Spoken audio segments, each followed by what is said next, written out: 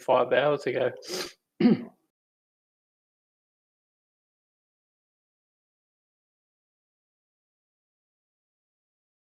Then it comes up when you click that one. It's fucking YouTube.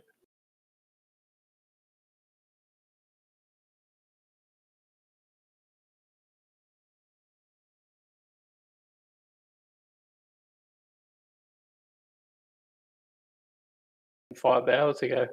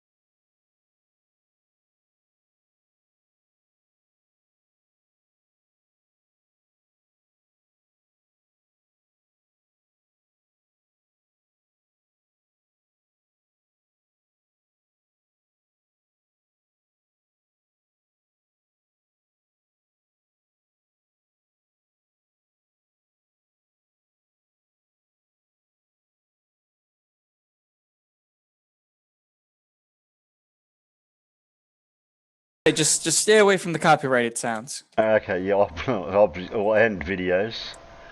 Okay, if I Yeah. press that and I press that, we should have some sound coming from somewhere. Oh, cool. I hope so. Looks like we've got sound. We've got images. We've got images? Okay, Yeah, we've I, got s- images. I see us lighting up. Yeah, I see me lighting up.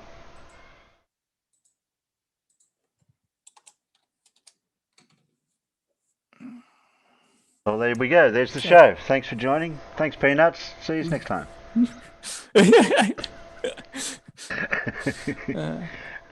Chat's a bit quiet tonight. Brim Fondle. He's not blue either. Armageddon's Fire's not blue. Yeah, I know I can't fix you guys because this is Alan's channel, so just have to stay naked for now.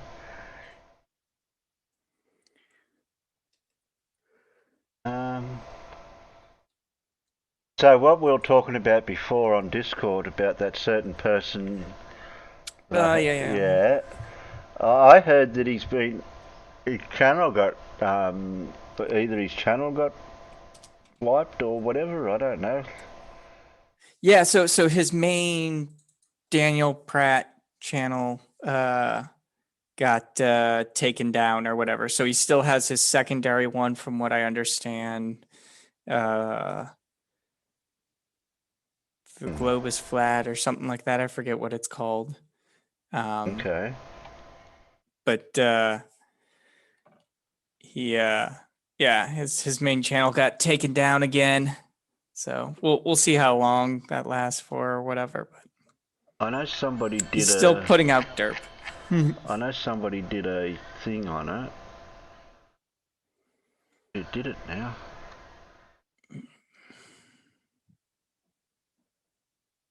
I don't know. Has anyone seen that video where somebody talked about it? I know it got brought up by Irish Demon. It got brought up by a couple different people. Oh, Irish Demon, yeah, that's right. That's the one. I didn't get to watch it though. I know Glober Mom did a thing on him, but I don't know if she mentioned that he lost his channel. Skydiver Tanner did a thing on it, on him, but I don't know how much if it gets mentioned that his channel got taken down or whatever, because it was made prior to it getting taken down. Okay, so I'll grab some funny videos and I'll grab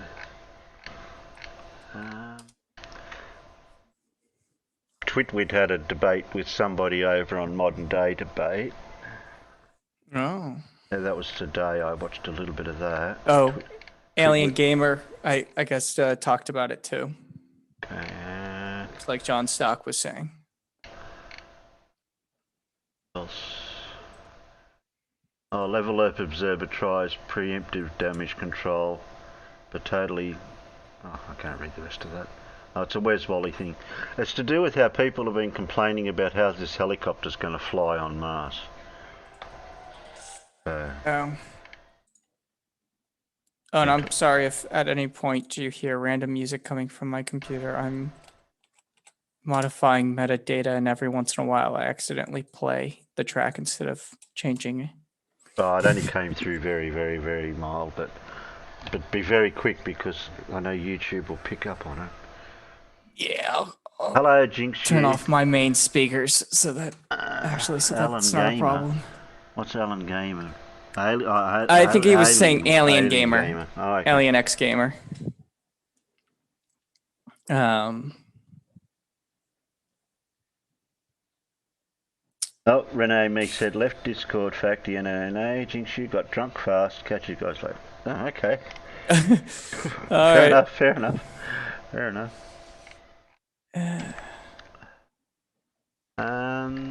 Any requests for videos that anyone's seen within the last week? Oh, obviously there's a new one with Simon Dan and Lindsay.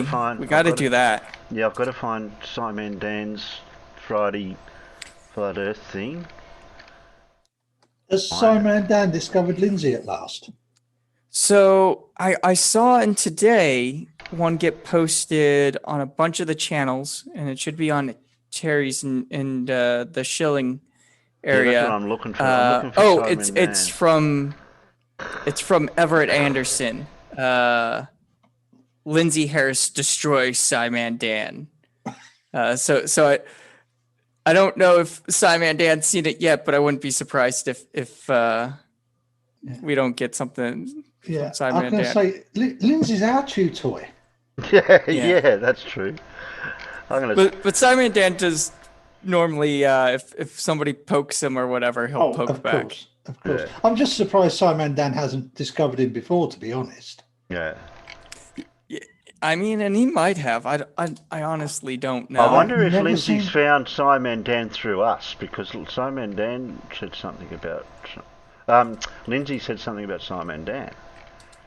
Yeah. And I think that's what the Everett Anderson one is about. Is that, The last one I've got of Simon Dan was done.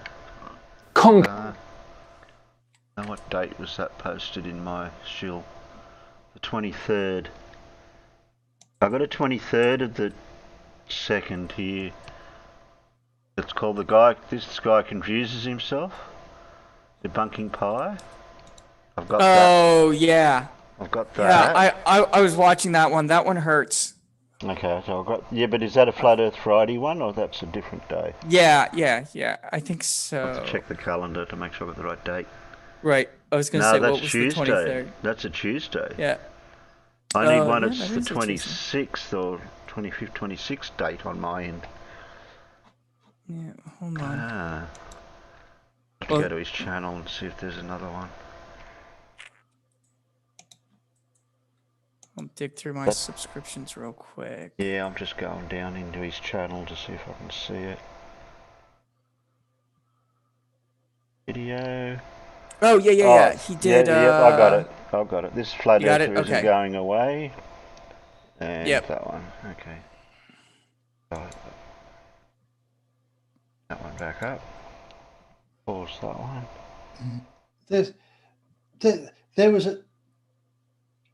There was a new one that I found last week that I thought might be worth a little laugh. Oh yeah. What was But- that? But would you know it? Because we didn't get round to her. But would you know it? She was on movie night, Side Strikes movie night last night. Or Oh wow. earlier Who? on. Oh, hang on.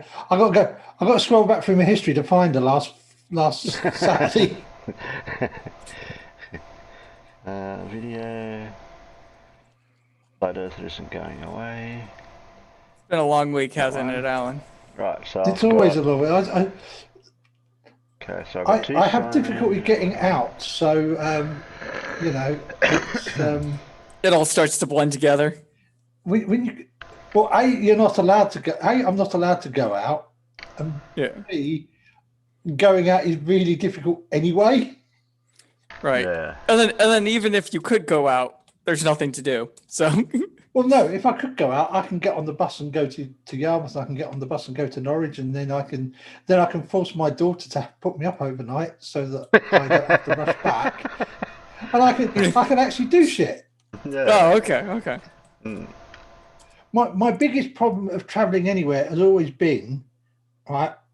I mean, I could go down to London for the day if I didn't have to get to Norwich to get on the train to go to London first, and then Well, my comment was more of because of the lockdown that even if you were allowed out, the stores and shops and stuff are all going to be locked down. yeah. Well, that's the thing. You're not allowed out, and the shops and stuff are locked down anyway. Yeah. But I'm trying to think. She was the one that she sees. She has incredible pareidolia, and she looks at webcams all over the place and sees weird shit. Oh, I know who you're talking about. Okay, yeah, because I think Simon Dan did a thing on her a while back, or was it Creaky, or maybe both of them. But yeah, I know who you're talking about. Ooh, or Yeah. maybe Well, it was Team. Who knows? There's Dr. Claudia Albers, Claudia, yeah. yeah, and she's one of Claudia's disciples. Oh, okay. Okay.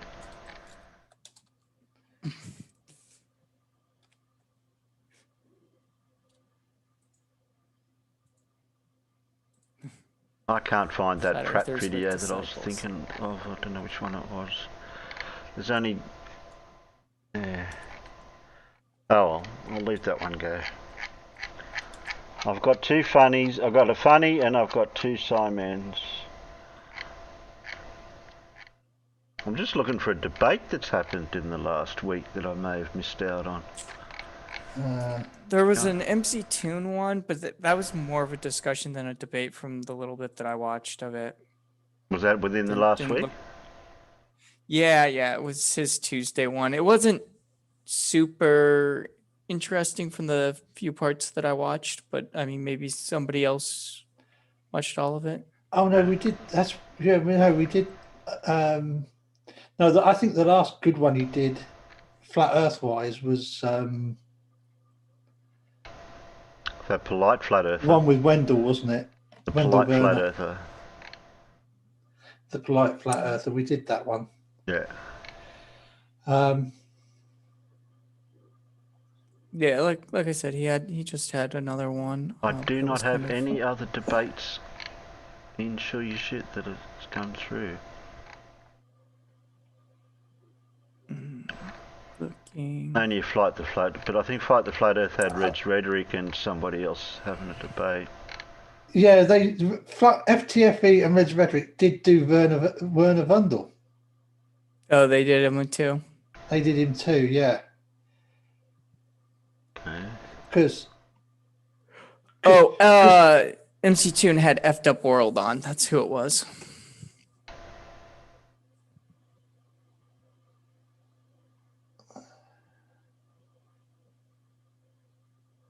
But like I said, it was more of a discussion. I don't think it was like a proper debate.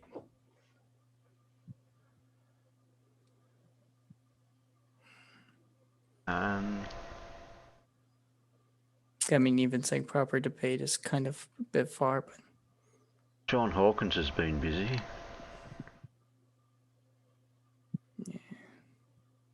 That one, Bob It the hasn't been a Science. I whole missed out lot on this a Bob week. the Science guy.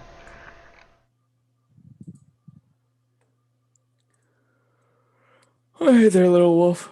Where's Wally?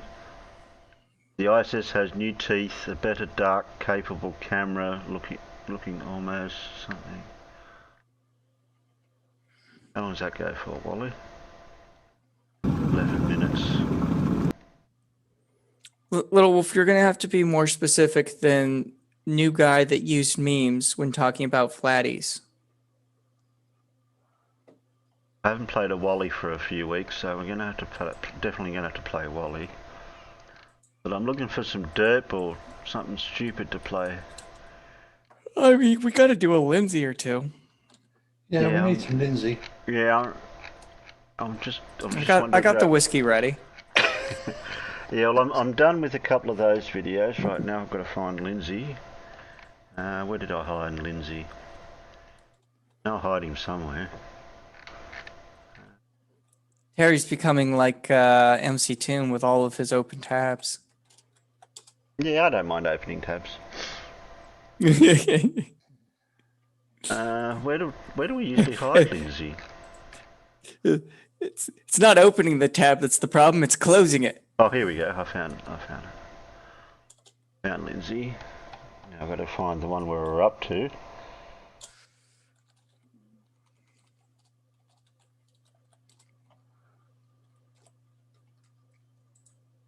Now, weren't we doing...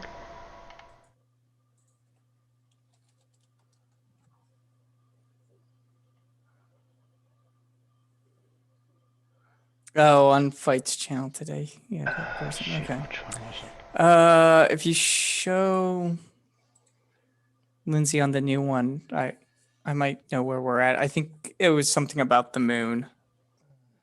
Oh, Yeah, I was there going to was... say,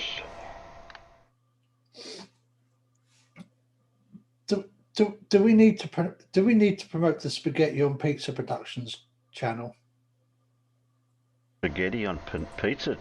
Who? What? Spaghetti on Pizza Productions. It's oh god, why am I so crap at names? The Kiwi guy who did Flat Earth and does Yuri, the Russian guy. Planar walk. No, different Kiwi. Um, Um, Trying to think of the Kiwis that I know. he's Okay. because he's just done some videos like how to understand Kiwi and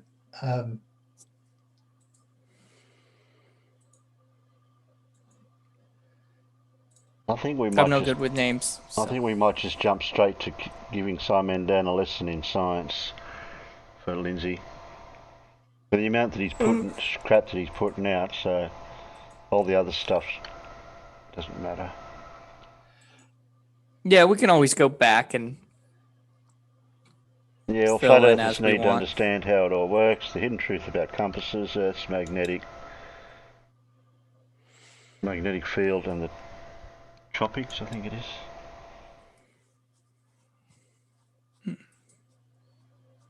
Dual longitudes. anti-flatter. anti-flatter. But it's now Spaghetti on Pizza Productions. Okay, I don't know I think that we'll one. skip a few. Whoops. Because Open that up. Right, okay. yeah, he's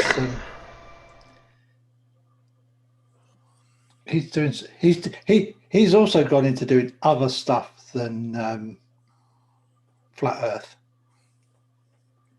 But he always does it as a bit of a comedy thing as well. Right. Because he does Yuri the Crazy Russian.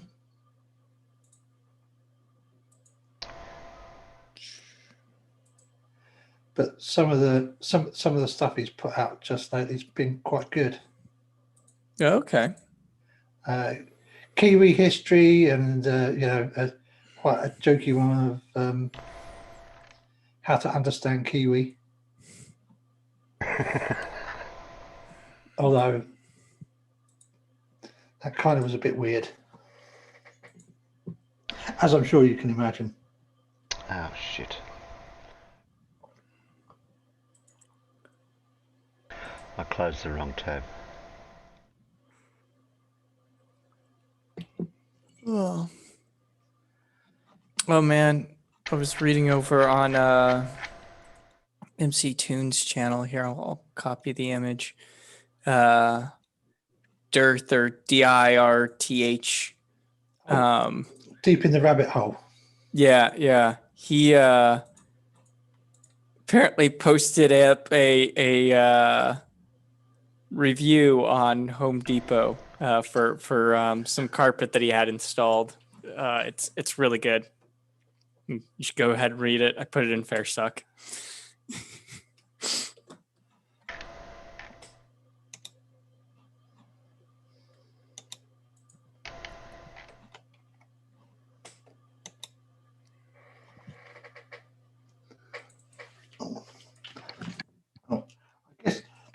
I guess it would help if I put my reading glasses on to read what's on the screen. Maybe just a little bit. That helps. I hadn't got close enough to the screen to realise that I was like struggling. my notice is rubbing up against the screen and fogging everything up, but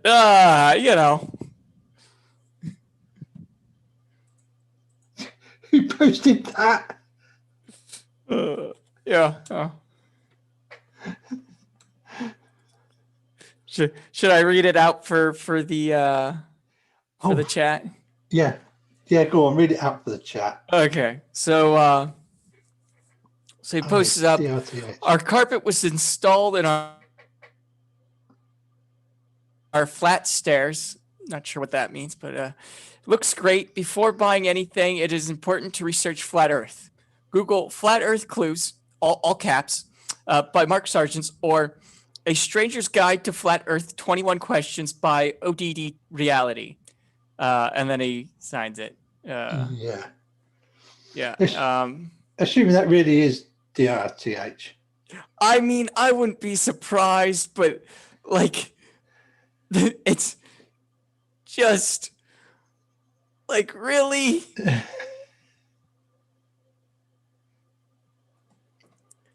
just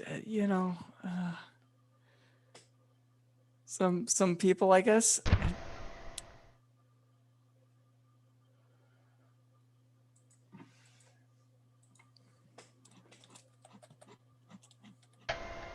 Oh, over there. I was wondering where you were reading it from. I told you I put it in the fair suck. Yeah. I'm just making it visible. Oh, okay. Showing the outside crowd. Yeah.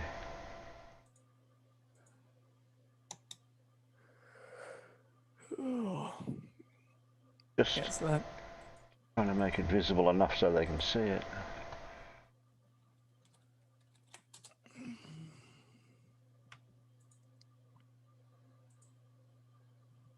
Who? Now they might be able to read. Oh, I guess can't MC Toon came across it because he had posted it in his channel.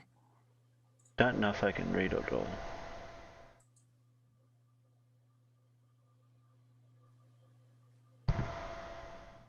I haven't seen it pop up, so I don't know. Oh, I'm not sharing it. Up there. It's over on YouTube. Yeah, no, it just popped up on YouTube. Yeah. So they'll see how long the delay is now, but when they hear me say that. If I go one more, that goes to 80. 80 magnification. Yeah, I was gonna say maybe. You got most of it. I think Yeah. it's okay.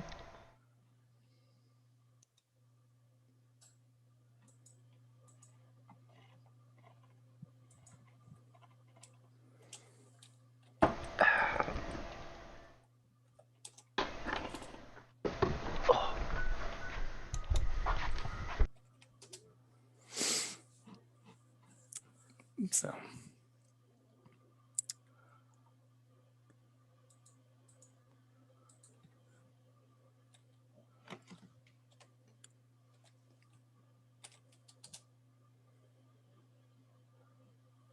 We were debating if he meant like stairs for his flat, or saying that the stairs are flat, like they're Yeah, horizontal. He's not saying it anything in any context, is he? He's just saying flat on our flat stairs. Yeah. Well, they'd have to be flat. Or if they weren't flat, you'd fall when you went up them. well, yeah. I was making the joke over on MC Tunes. I was like, so are flat stairs just a floor? Yeah.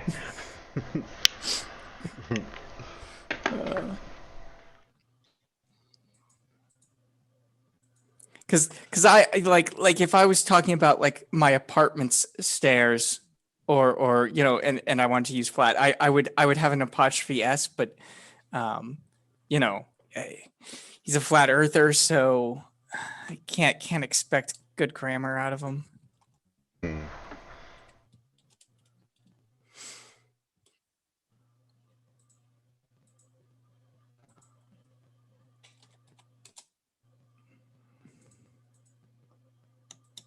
Okay, I'll close that. Okay, we'll play Lindsay's giving Simon Dan a lesson in science. Okay. But I can't see on Simon Dan's channel if he's going to try to respond to it. I think he's trying to find somebody else to debunk him or have a converse with, or I don't know. I don't know what his objective is with bringing Simon Dan into it. Probably just to get some notoriety. You mentioned somebody big, and then you're gonna get some more traffic or whatever. Little Wolf says, and putting his name in the title. Yeah, because you'll get people searching for him. Little Wolf says a flat stairs might just be like a slide made of wood. I'd be worried about splinters with that.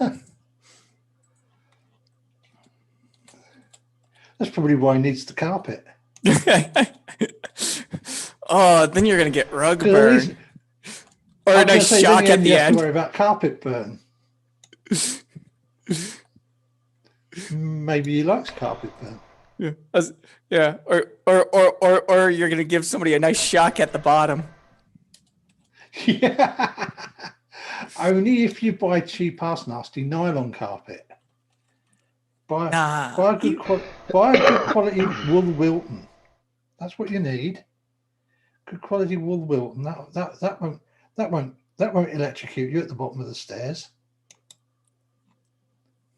I mean, it also kind of depends on your clothes and stuff, but yeah. I know Wilton's really expensive, but hey, there we go.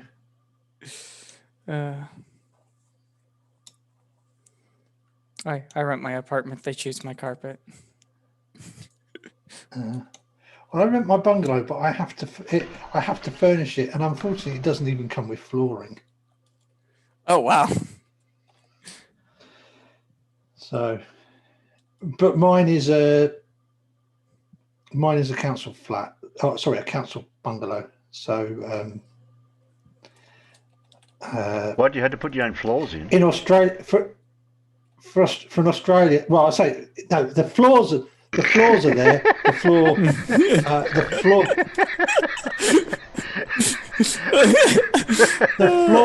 The flooring, as it is called over here, as it is I know. over here, i.e.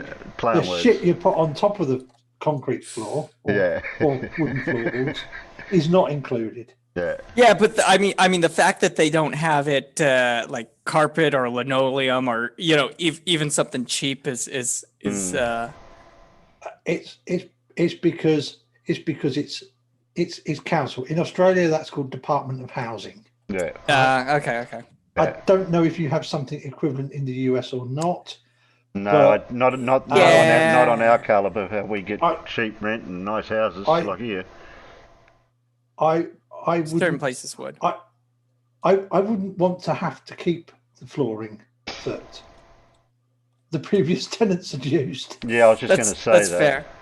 Yeah, well, when we moved into this house, they ripped up whatever they had and they put new carpet in. So yeah, that was all right. So Little Wolf says making the static electricity helps the flat Earth run.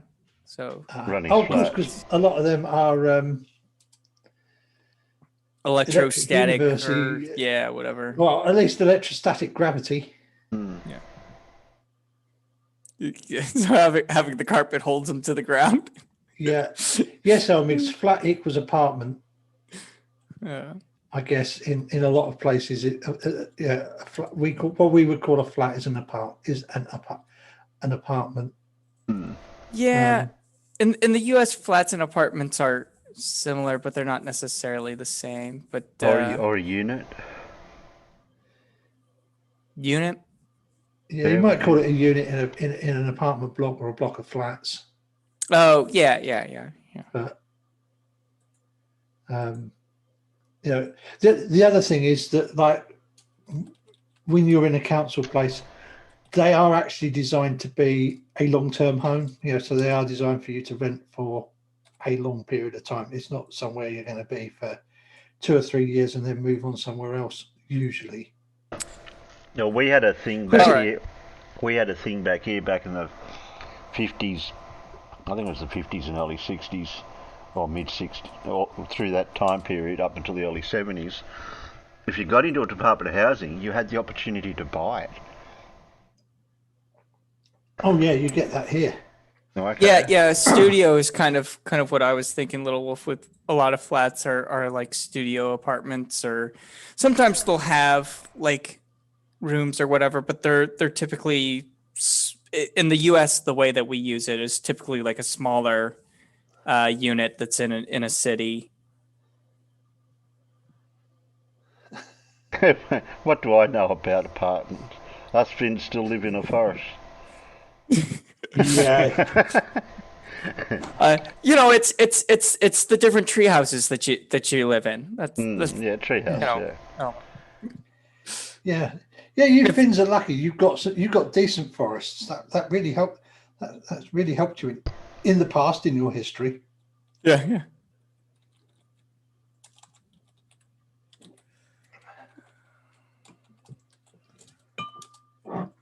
Any peanuts want to watch a Lindsay video? I mean, I know I'm not a peanut, but I know, that's why I didn't ask you. I asked the peanuts. Nobody ever cares about my opinion. We care. We just might ignore it. Oh, okay. At least you Sorry, I know couldn't wood. help it. Okay. But how much wood would a chuck for woodchuck wood? Almost got. I don't know how much would a woodchuck would. Yeah.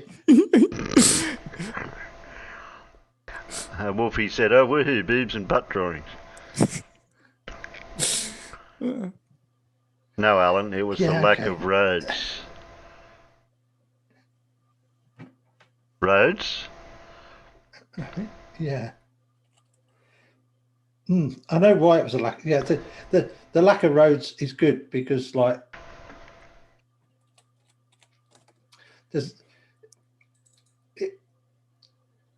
it makes you a lot safer if you haven't got roads and just got lots of trees. As long as you're able to travel through that area quickly. Yeah. Because I know like that's why America built our interstate is because after World War II and going to German, we were so impressed by their roads and how easy it was to drive our tanks from one area to the other. They were like, we need that over in the US. Yeah. Exactly. That was exactly what I was thinking. that way, if something happens, we can get to the other side really quickly. Yeah. Look, Farmer's Boy's not here, so I'm not actually talking about tanks in World War II anymore. Oh, okay. Because I know Terry gets really annoyed when we get onto those asides. Oh, okay. Then we should just play the video. Yeah, but Alan, my leniency towards tanks and guns is more subdued when I'm on your channel. Okay. Yeah. So you can let the odd tank and gun thing, or radios, or cameras, or. I'm more what inclined else to talk is about there? aeroplanes than tanks. Oh, and honestly, aeroplanes, but, yeah. I forgot about aeroplanes, sorry. Because Air Force, like the Army, but for smart people. On that note, here's your video. That's how you get them to do it. You just Yeah, that's it. Welcome to Flat Earth Science, the only Flat Earth Science site on YouTube that explains how the Is Flat it? Earth That's the only one. What? I like we're stopping it already. We're 13 seconds. 13 seconds. I know. I made it to 13. Yeah. I don't know if I'm impressed that we made it that far into the video or that we stopped it that quickly. I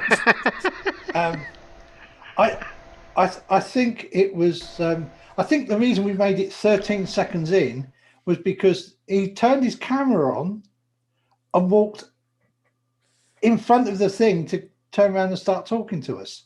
I was going to say there was a bit of a delay this time. Usually he seems to somehow manage to start it, or it starts while he's actually stood ready to start talking. Yeah, when he's standing in front of the camera, yeah. Yeah. It doesn't look like you're showing the peanuts. Oh. I knew I forgot to press something. It took him 10 seconds to walk in front of the camera. There you go. I'll replay the start. Okay. There we go. Welcome to Flat Earth Science, the only Flat Earth Science site on YouTube. Oh, I only made it to 10 seconds that time. Okay.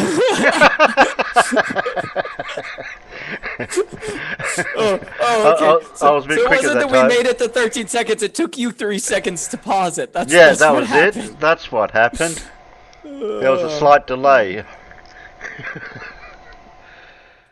I'm going to have to Google that. YouTube science, flat earth science videos. What are we going to get? What, just Lindsay?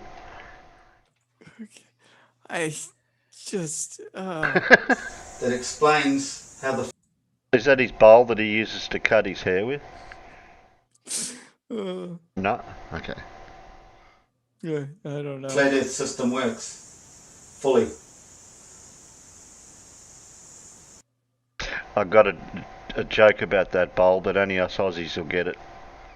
It's a Okay. It's a Smarties ad on TV where the one Smartie says to the other Smartie, you get in the bowl." That's That I don't know sounds if they like, show that same ad over there over your way.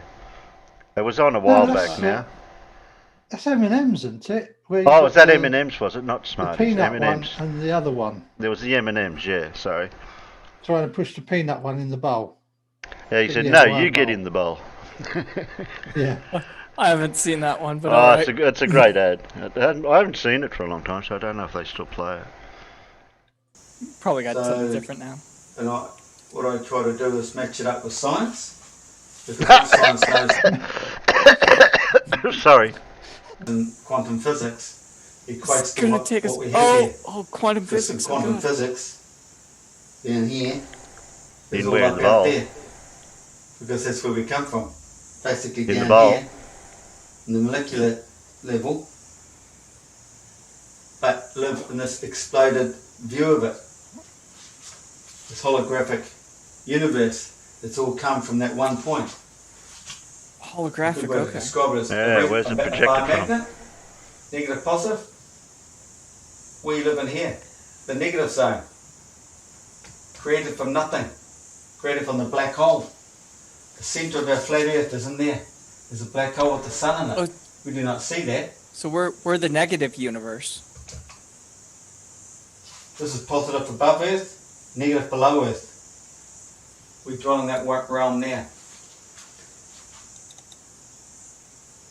Today, this video is going to be dedicated to Simple Simon. Sorry, Simon Dan.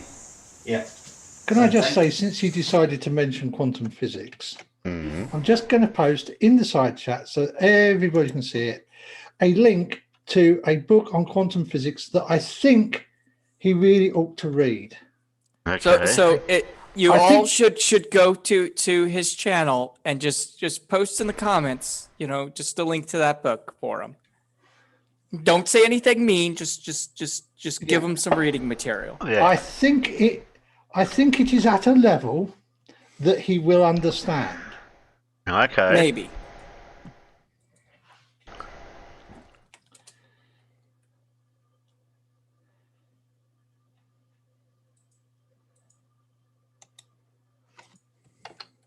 Yeah, I'm pretty sure it's at a level he'll understand.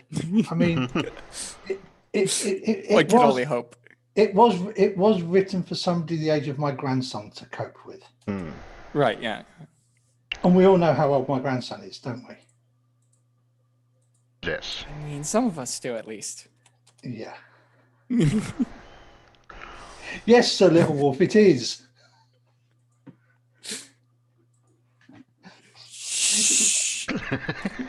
He wants Giving to away know the why- secret. He wants the flat earther to describe or explain why we see the southern stars all in the same place around the globe, around the flat okay. earth. What? Pause it real What? quick. What? So this is in response to Simon Dan's challenge recently, where he challenged flat earthers to explain why somebody in Australia and South America or Africa, any two or all three of the points can look south into the sky at night and see the same stars in relatively the same place. And the emphasis on the obviously. word at night. Right, you're right. At night in the same direction, right? Yeah. They're all looking So south. it's not at the same which on a- time. It's just at night. Yeah. True. Well, yeah. Good point. The same time of night is Yeah. more of what I meant. But yeah. Yeah. But because like if you're on a flat Earth, you would be looking in completely opposite directions, Yeah. and that's not what we see. Yeah. Oh, sorry to interrupt, but I've just got to mention what Ivan Van Veen's just posted. Still fighting the good fight against the flatties. Don't watch Jose anymore. Move back to more philosophy style streams and drama, of course. You could join a marbles community and find drama.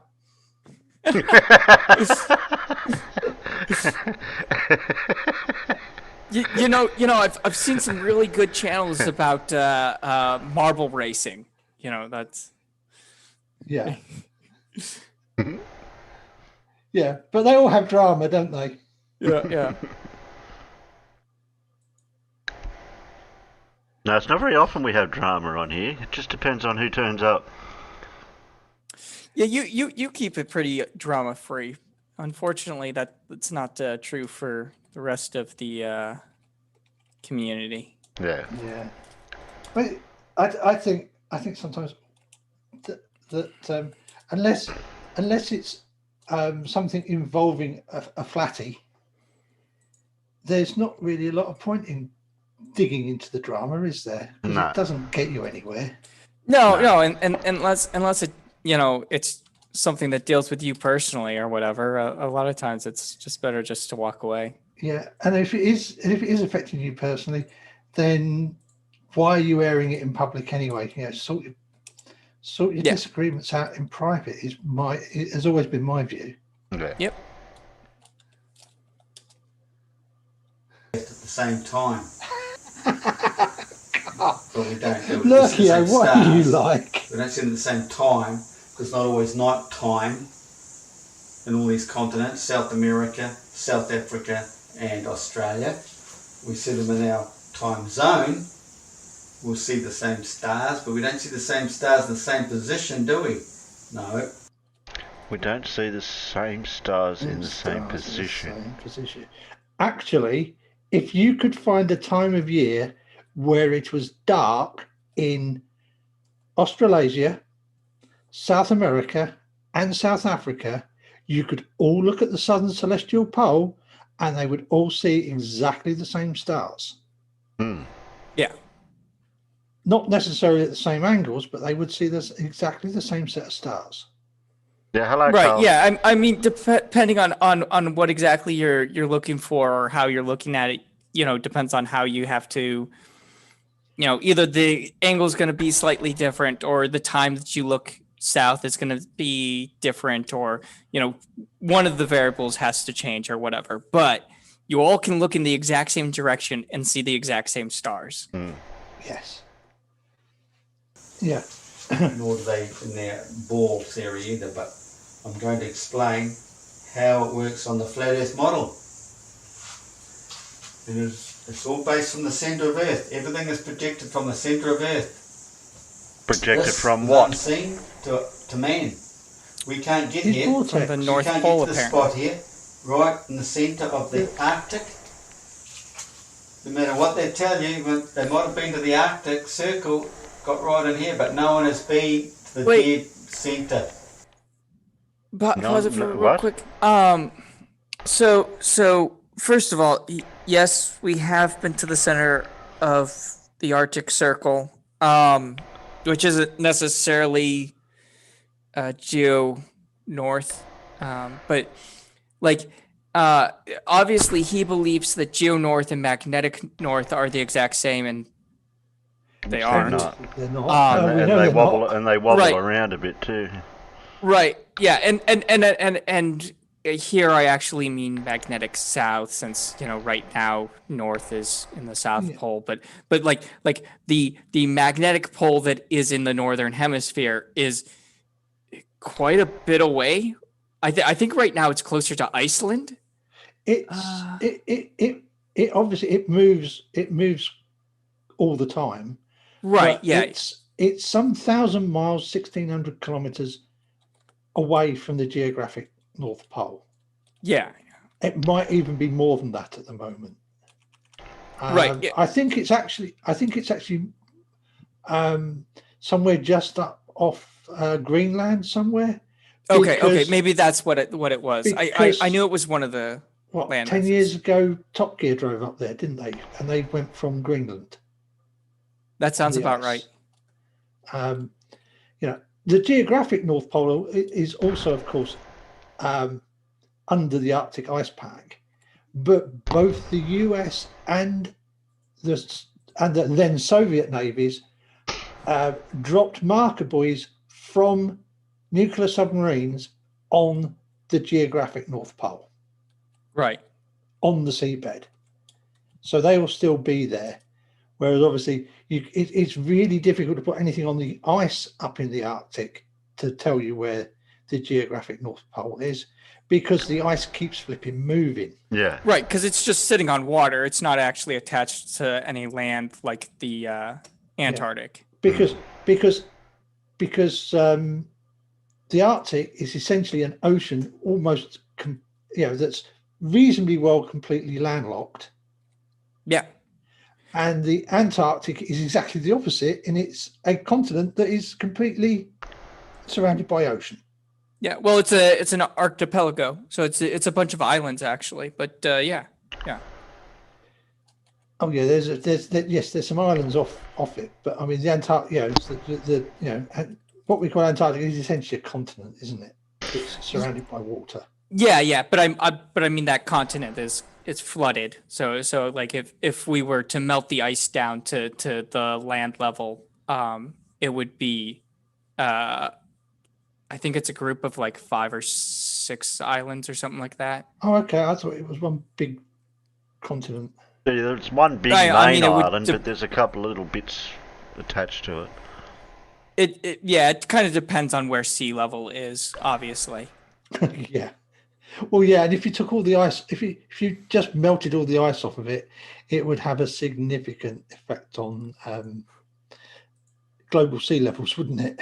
Right, and I don't know if the stuff I've seen is taking that into effect or if it's at what our sea level is right now or whatever. But yeah, and of course adding fresh water to the sea is also complicates everything because of the difference in densities. True. Yeah. It could be a couple of 100 miles in diameter. No one's ever been there. You can't get to it because you're stepping outside your magnetic field where we live. That's the realm we live in. It's our realm. Imagine that as a donut sliced down here. We dwell out here. Man, I still need to get some donuts. Donut, that's the tree of life. Every culture knew about the tree of life. It's always been there, always will be, because that drives the whole system. So it all comes out of there. At night we see the stars that are in here projected up in the northern sky, because the centre is the sun, Polaris, and it turns. The southern sky is of this too, but it's a projection from its side. He's pointing to the southern sky. Where? He just points over there and says the southern sky. Well, south is kind of like the right-hand edge of his, the outside edges of his drawing. Because south is also in front of him, but he's not going to point there because he's not that nice but dim. Yeah. So he's going to point to the one we can see. But yeah, the two edges of his diagram are both south. Hmm. Yeah, but he didn't do that. He just pointed over there and said that's south. I was going to say they should be, but with Lindsay. But what happens when you go to south, and then you can see sky that is well, the sky doesn't look like that when you're south, does it? If you're at the South Pole, you still get 180 degrees of sky in all directions. Assuming you're standing on something that's what we would call a flat plane. You said flat. But he's mentioned that the stars are projected onto the dome for us to see them from the south, looking south. But we don't see the same stars as that we see in the north. They're different stars. So I don't think he's ever mentioned that. Why the stars look different? Well, he says he introduced his magic thing at the equator, didn't he? And we don't have a pole at the equator, so why have we got magnetic fields coming down? And anyway, he's got his magnetic fields going in the wrong direction. I was going to say these are all very good questions, but they're completely wasted. Because I know. Because I've just realised what he's done with his diagram. Now he's put the bit in the middle, and he has his figure of 8. The magnetic field lines that run essentially from the north pole of what we call the north pole of a magnet, because it's attracted to geographic north, as defined by humans. Right. That is where you, by convention, run your magnetic field lines from, and they run to a south pole. Well, he's got the field lines running in the same direction at the North Pole and at the South Pole. Yep.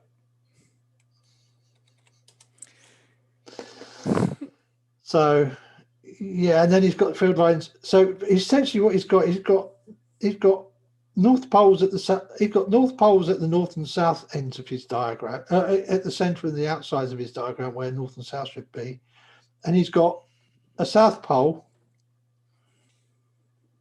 at the equator, running around the equator. Yes. I mean, you're not wrong. Hi, Dave. Dave said, Yeah, bloody don't hell, bring Freud come in into here this. and there's bloody loony Lindsay and his asses and tits. Boy, would Freud had a ball with him. We don't talk about Freud. How many of the 13 seconds have I missed? Well, this one only runs for 20 minutes and 59 seconds, John. But you've missed. Oh, he's missed the 333. Oh. Well, Conspiracy. we're on the 333. That equals 33. Somehow. That's all. No, it's not pi. We missed out by a few digits. Sorry. Yeah. Oh, we'll watch that one later, though. Being the centre, sigma octantis. Centre, sigma octantis. What? Wait. Sigma octantis. Isn't that a star thingo? Yeah, it's a star, but neither Sigma nor Jantis have anything to do with center. I just oh, look, whiskey. We're just gonna drink.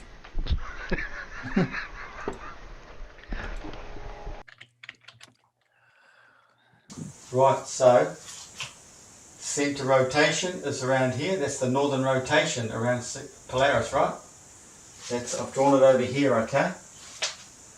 The southern field, this one here, it moves around. You're still carrying the bloody bowl around. Over 24 hours. So if you're here, you'll see your southern sky projection because you're lining up between north and south. It's projection. If you're standing here, you'll see it line up. There's your centre of rotation. There's his centre of rotation. He's over here. You'll see his centre of rotation there. What? But it's moving as it goes around the Earth over the day. This is how it works. We'll start there. Okay, pause it. Yeah, I'm going to have to. Explain what he's. That completely confused me. That one, I couldn't work out. So what he's saying is that Sigma Octantis, the which isn't actually the celestial point or what it's the closest close star to the southern celestial pole. Yeah. It's the right. closest one, But like Polaris is the closest star to the to the northern celestial pole. Yeah. right, but it's farther off It's than much Polaris. farther off, Yeah. But he's saying that is at that travels that outside ring, right? Which would be the South Pole in a looping fashion all around it. Yeah. So it spins around that. because reasons. Yeah, and somehow it manages to do, and somehow it manages to go round while go all the way round while also going round and round and round wherever you happen to be. Personally, I still think personal domes works better than this. Yeah. Yeah, I was gonna say the problem that he has with this is that he hasn't done it with any continents or anything up there, so it still doesn't explain how, you know, any two places in the south hemisphere that are going to be experiencing night at the same time that are not in line with each other are going to be able to see Sigma Ontantis in the same place at you know, at night. You know, it just there's so many things that are wrong. Yeah, because he's not accounting daytime, nighttime for this Sigma Ontantis to be seen for nighttime.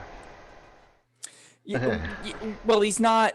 I mean that's his whole it's spinning around the outside thing. But he's not taking into effect how much of the Earth is in darkness and can see it. Yeah. Right? Like.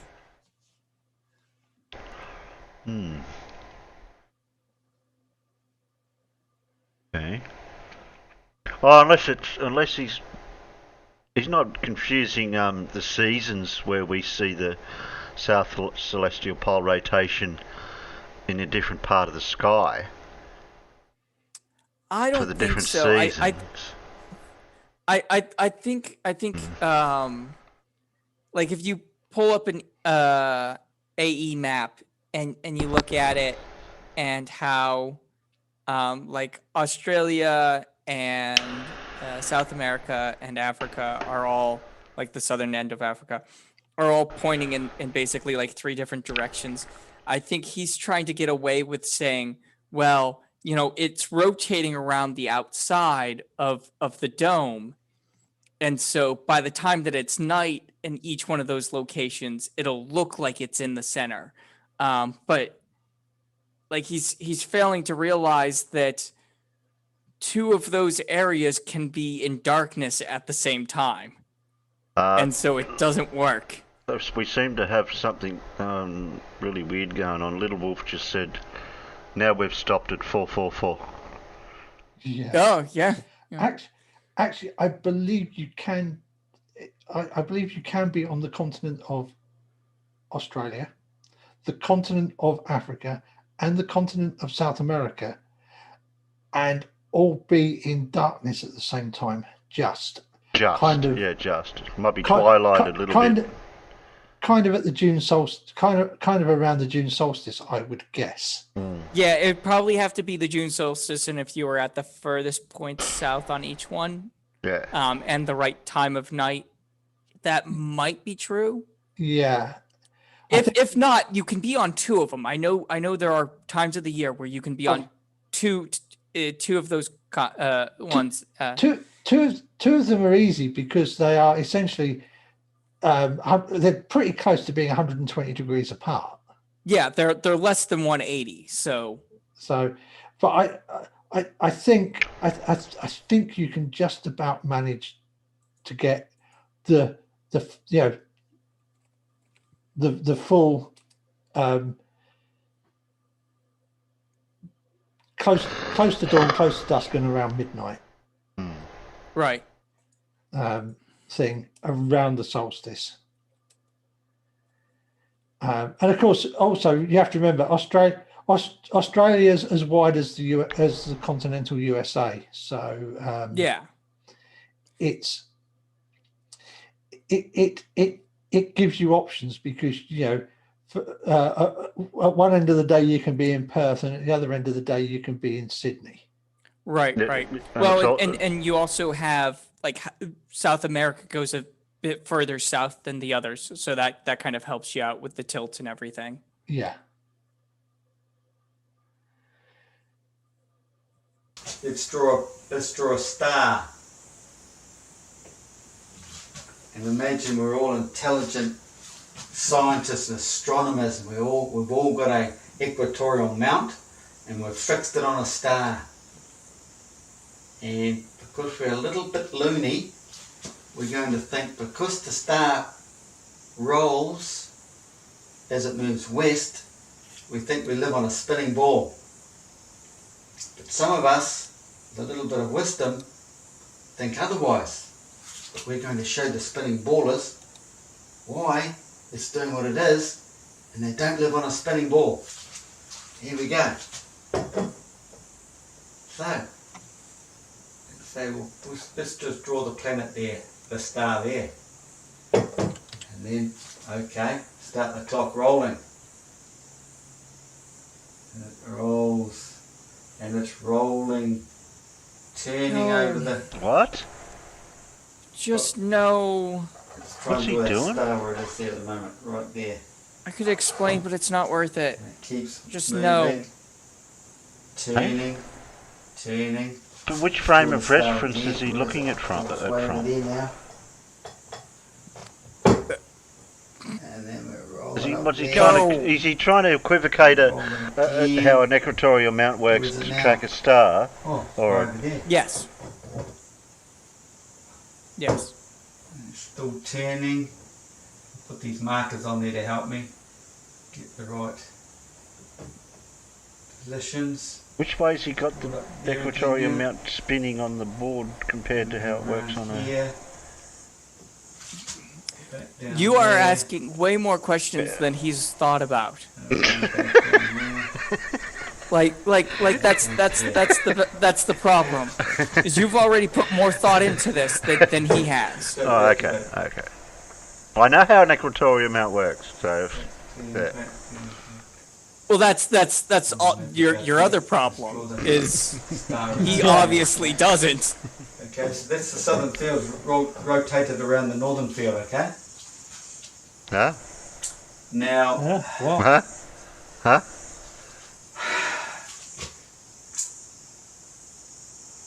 I think Lindsay's we'll confused. do this. Yeah, I think he's confused himself. At some point, Don't worry, little wolf. like this.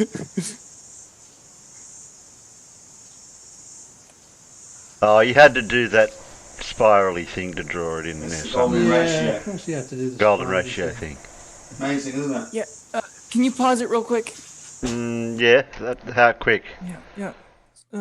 That's fine. I should. We're above digits where we could have had a nice like 666 or 777. Okay. It Yeah, would have not had enough to be seconds in the 555. day. Yeah.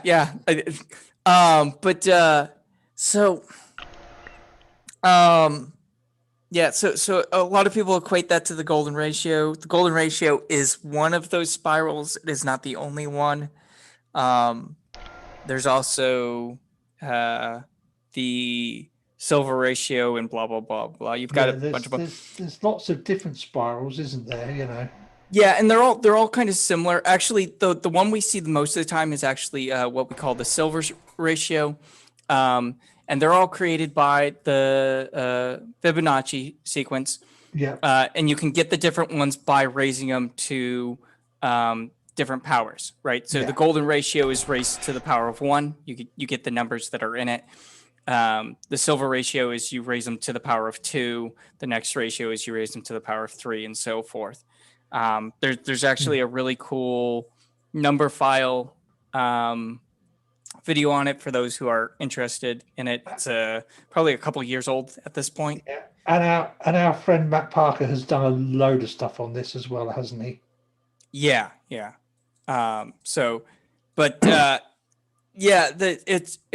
It is something that's really cool that happens in nature. It has nothing to do with this, and it would not help him in any way. And it actually makes even less sense, because just all sorts of kinds of what. It wouldn't be a spiral. It would be another shape that we get that's brought up, but that's not what we see anyway, so it doesn't matter. And just no. Can I just go with no? Of course, you can just go with no. Okay. That would have been We'll the most shorten simplest. everything I just said to no. Yeah, I was just going to say that would have saved you a lot of explanation if you'd have just said no. Remember, Lindsay is always fractally wrong in what he says. In fact, Lindsay is always fractally not even right. Right. Yeah. And you're being very fractal. And talking about the different spirals is kind of verging onto getting into fractals, isn't it? Yeah.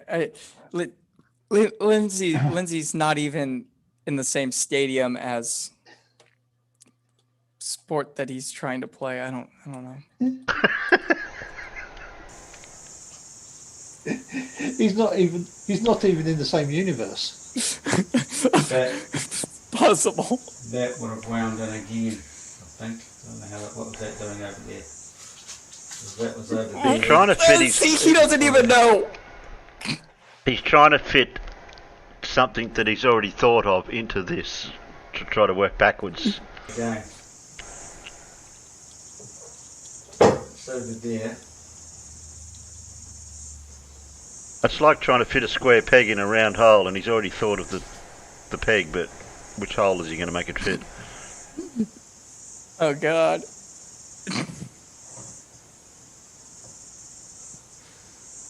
Yeah. Might take you a bit longer than this video to figure it out, Lindsay. Goes there. Right in there, it's gone right in. How'd that get over there? Yes, Littlewolf, you're correct. Lindsay's brain even pauses mid-video and says, "What the fuck?" Yeah, exactly.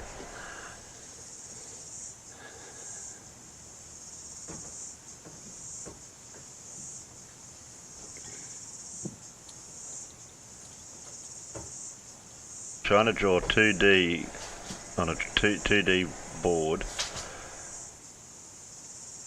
come back there. Okay. Oh, well, it's wound in. And then it's come back out again, hasn't it? It's gone Has in. it? And then it has to come back out again. It would. That's right. And look at that Lindsay. V shape.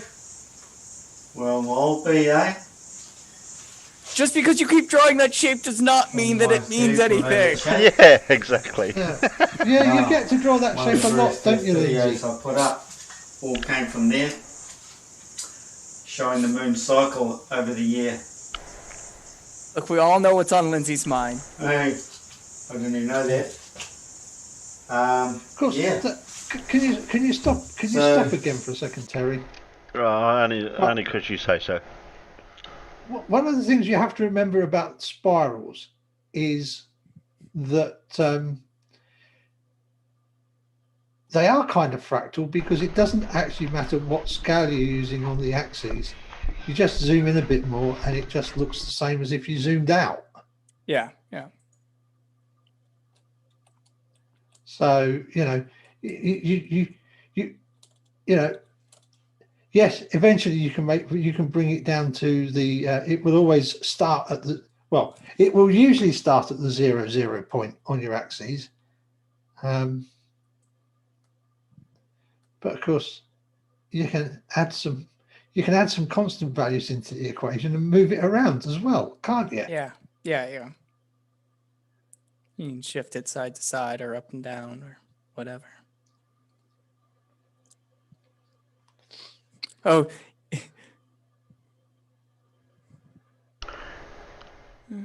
No, Tony V said I think that he owned a Magnadoodle.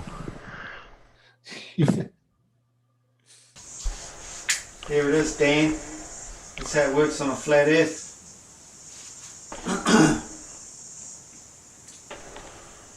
Yeah, pretty cool. no. No. And what else can I say? No, I don't know, nothing. I think you've said it all. Just Nothing. turn it off. It's nothing, and you're only halfway through your video. Throw the camera out the window. Save us all. That science is a bit Save it. slow on.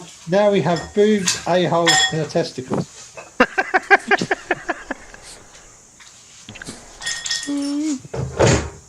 Oh, he's got a bigger plate. With all that spiraling, he might have some red plate, testicular though. abortion. That's not good. You need to go see a doctor. Plato's dialogues. I wonder how many he dropped. He tells us we live in a sphere. He lives in a sphere. Oh, he draws a circle like that. He's gonna Disappointed. get striked for drawing boobs. Oh, look, alcohol. No wonder. But like the Bible, He's been watching Flat Earth What is Ozzie this? Jesus videos. allegory Honestly, I think alcohol Plato's would help dialogue him make more sense. is true also, but more in a philosophical way. It's written philosophically. The Bible's allegory, and they're both right. We So you have we to might find need to out look at some of the how comments can it be a after sphere, this, what you're Terry, as talking well. about. It's quite simple, really. Oh, Simon Dan commented it under this video. Because when you're in Dave a donut, said. Is that a word you're salad bowl? a dual system. There it is. Good on you, John. There is north. John, do you like ranch, Italian, This is Caesar? the apple, What this kind is of the dressing tray. do you like with your word salad? There's the earth. The plane of inertia, they say. Plane of inertia. Plane of inertia. Okay. There. Do one on that me. That point there. Oh, that one hurts. Positive, negative. And what happens in our dual Stop. system? Just Stop. A high pressure zone flows up like this down to the tropics. Why Have the high redraw pressure something when zone you've already got it and down drawn? to the tropics. All the way around the donut. Oh, balsamic vinegar. All the way around the donut. oh, interesting. Okay. Then what happens?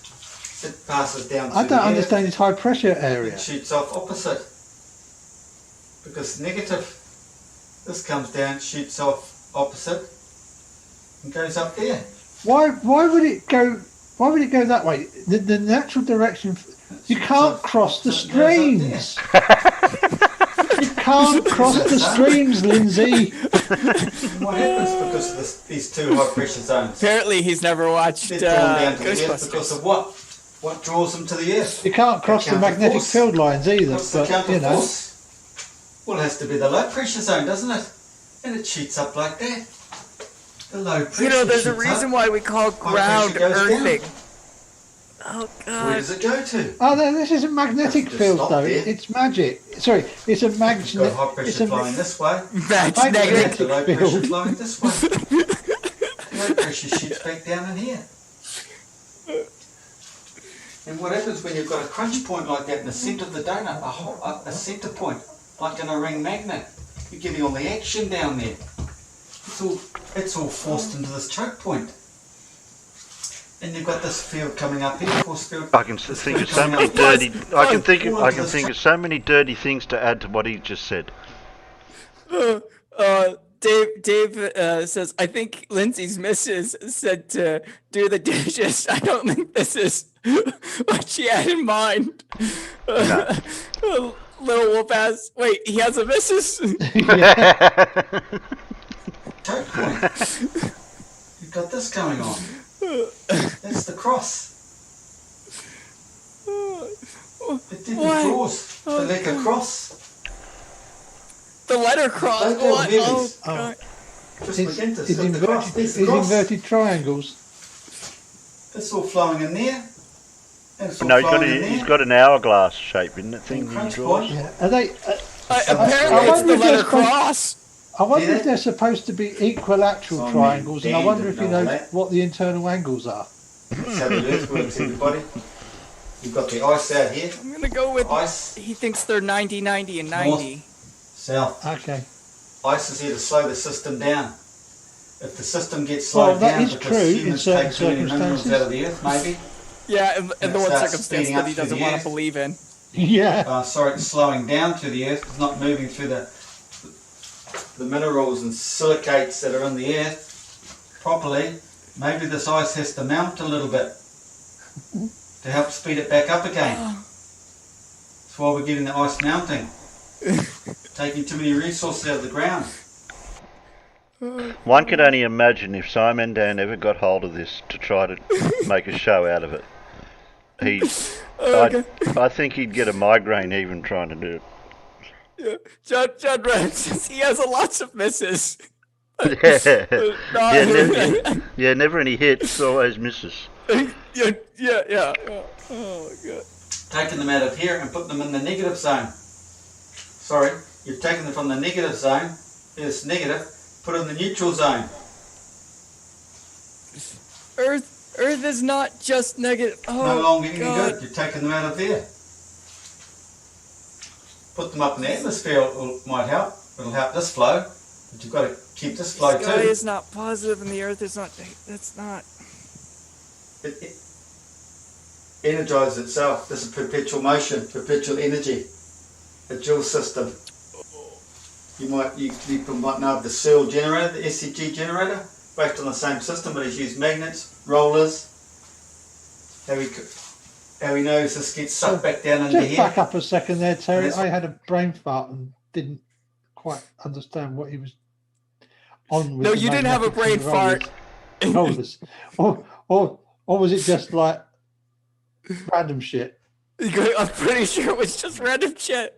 Yeah, Because I didn't understand it. The trouble is, I can't keep an eye on the side chat and give him 100% concentration. And you need 100% concentration. for Lindsay. He Alan, was you're talking better about than perpetual me. motion machine. Yeah, even if I paid only attention to Lindsay, I can't give him 100% of my attention. My brain just won't allow it. It's just,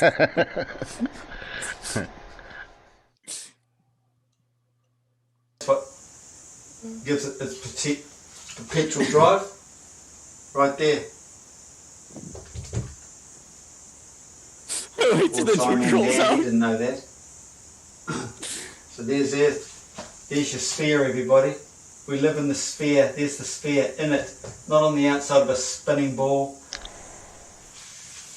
It's not a sphere, it's a tube. You know, that's the dumbest It's a thing. donut. The dumbest thing humans can have ever thought of is living out here. He's dissected the On a spinning donut ball. and then he calls it a sphere. Wow. No. Second dumbest was The circumcision. donut is that line in the middle, and then the dome is the thing across the top, and then I have no idea what the underground is. And That's then the other there's a half. second That's the other one, half of the donut. Yeah. And then no. The donut is the line. Like we're looking. That's flat a no. at- What he's got in front of you is a dissected donut. Yeah, it's essentially take a toroid and section a toroid vertically, and you look into the two circles, don't you? And Yeah. then he's drawn the flat plane across the center line Mm-hmm. of the toroid. Yeah. But that's not how he's explaining it. Like, the way that he's Yeah, explaining it. well, We know you that. expect any consistency out of Lindsay? The way that he's explaining it is that whole donut shaped thing is just the line, and then the dome is the hump at the top, and then there's something underneath for some reason now, and then there's like a positive universe and a negative universe or something, because Well, there's the I other think- one over there. The flat line is the bit. The top of the flat line is the bit we're supposed to live on. Yeah. The here. The Yeah. underneath of the flat line is the spirit world. Oh, is that what that is? Okay. Yes. He has said in the past that that's the spirit world. I must have But- missed that episode. But also, it seems to be the one place in the universe where you're allowed to let the streams cross. Yeah, exactly. Like I said, I must have missed that episode. Look at that, eh? I think they might have evolved from circumcision, but are they going to evolve from that within our lifetime? I don't think so. Because the people Hang who on. run your world, What? It takes multiple generations to bloody evolve, you fool. Wait. We evolved from circumcision? Yeah, that's what I thought he said. I just, dude, is he saying that guys don't have to be circumcised anymore? Because Look, we're just- born without the foreskin? I'm sorry if this causes you any problems, Alan. I just. I'm gonna have to play what? that again. I didn't hear that properly. Okay. Wow, second dumbest was circumcision. Look at that, eh? I think they might have evolved from circumcision, but are they going to evolve from that within our lifetime? I don't think so, because the people who run your world, they know how ignorant the human being is. They know they can spin any. I missed out on the lead up to that, what he was meaning by that. Then you got men like Simon I Dan don't sitting know. there trying to make out flat earthers are stupid. Mate, how stupid is that guy? Eh? A lot less stupid than Yeah. you. And old Simon Dan And he's a thinks stick we can take figure a on the photo of board. something I 50 kilometres away. That's I think that's 146,000 feet. Airplanes are at 35,000 feet.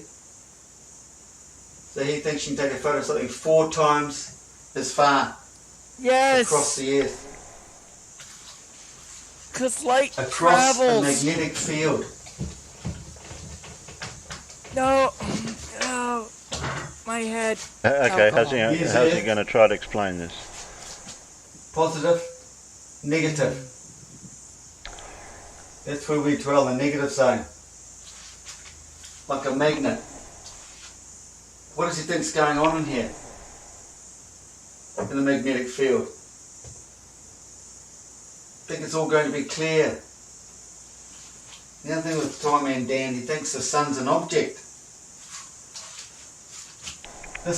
Everybody has their own horizon. It's called the Arc of the Covenant. What? Ant.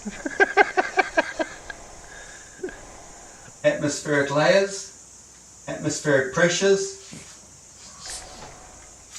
atmospheric frequencies, different frequencies and atmospheric layers. Pause it real And even quick. Save Eagle or however you say your name has made a really good point. What makes us think that he was meaning anything at all?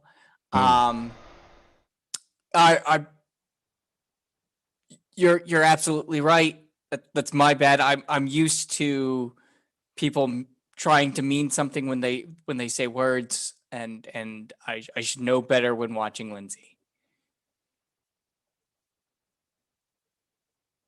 Science knows the sun is like this, like a cone, and why it's always directed at the person. No matter where the cone is, the sun is pointing at him, isn't it? Well, you always see the sun come across the water towards you, because it's your arc. We all have our own horizons. He sees the sun go across the sky like this and go down here. He doesn't see the sun go down 5,000 kilometres away. He sees it coming down in his arc. Somebody over here. Not if you're far enough north or the sun's south. there. He's seeing the sun there. This guy's further east. Pause for a second. It's going. Lindsay, the sun is very far away and very big. No. We are small. We have to play that Father Ted video for him. This is close and this is far away. Going to be further up in his arc, isn't it? You'll see it there. The guy's over here, the sun's there, and he's standing here. He's going to see it Don't way do down, drugs, lower. kids. It's lower.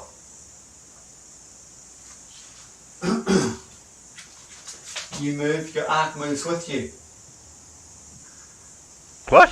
This is why if you're under Polaris and you move away, it goes down like this. Because your arc is moving away, it's coming out of your, you see it there.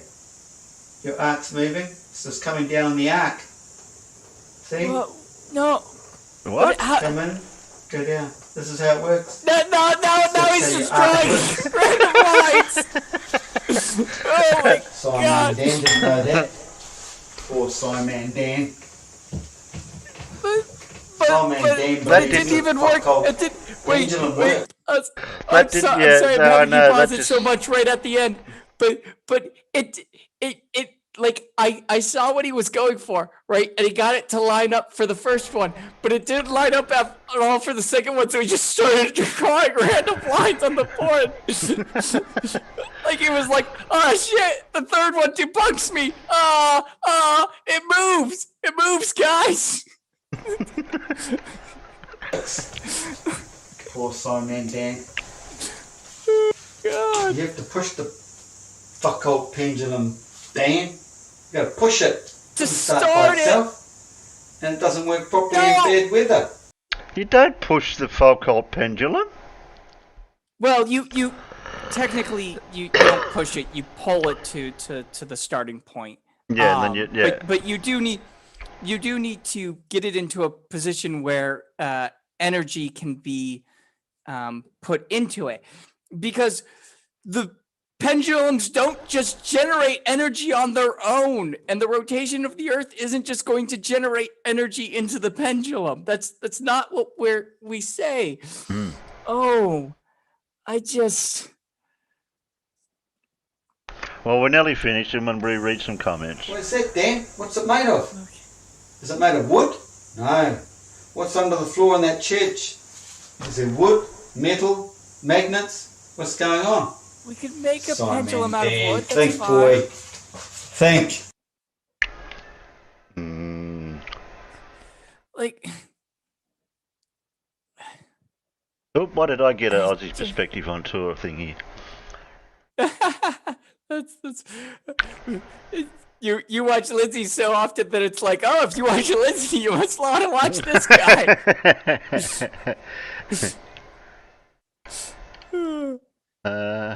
Where's the comments? It's up. Oh, down. Oh, think did I miss the end? Oh, No, you didn't miss anything. Oh, except you missed how sunrise and sunset works. And some ranting about pendulums that he apparently has trouble with.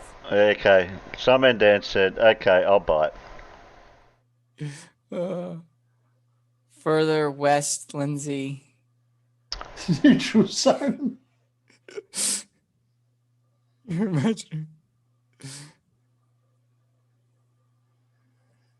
I'm going to say usually Santiago, Chile, and Sydney, Australia are about 120 degrees apart on the AE on the North Pole centric AE map.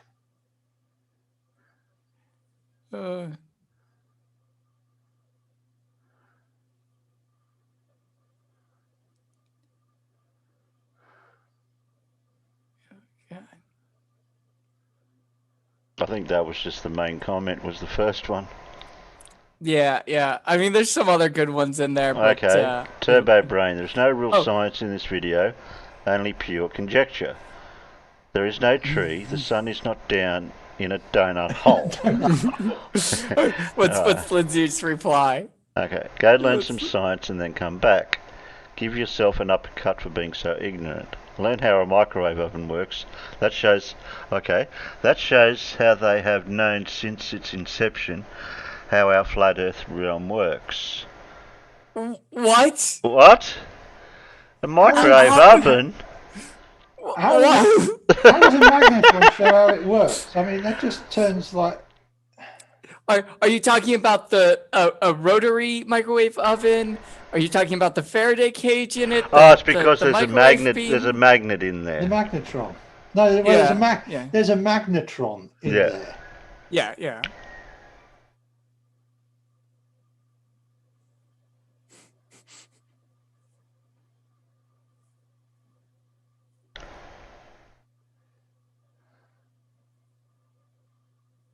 Oh, I'm curious if Turbo Braid is a flat earther, because the comment that he has in the second one makes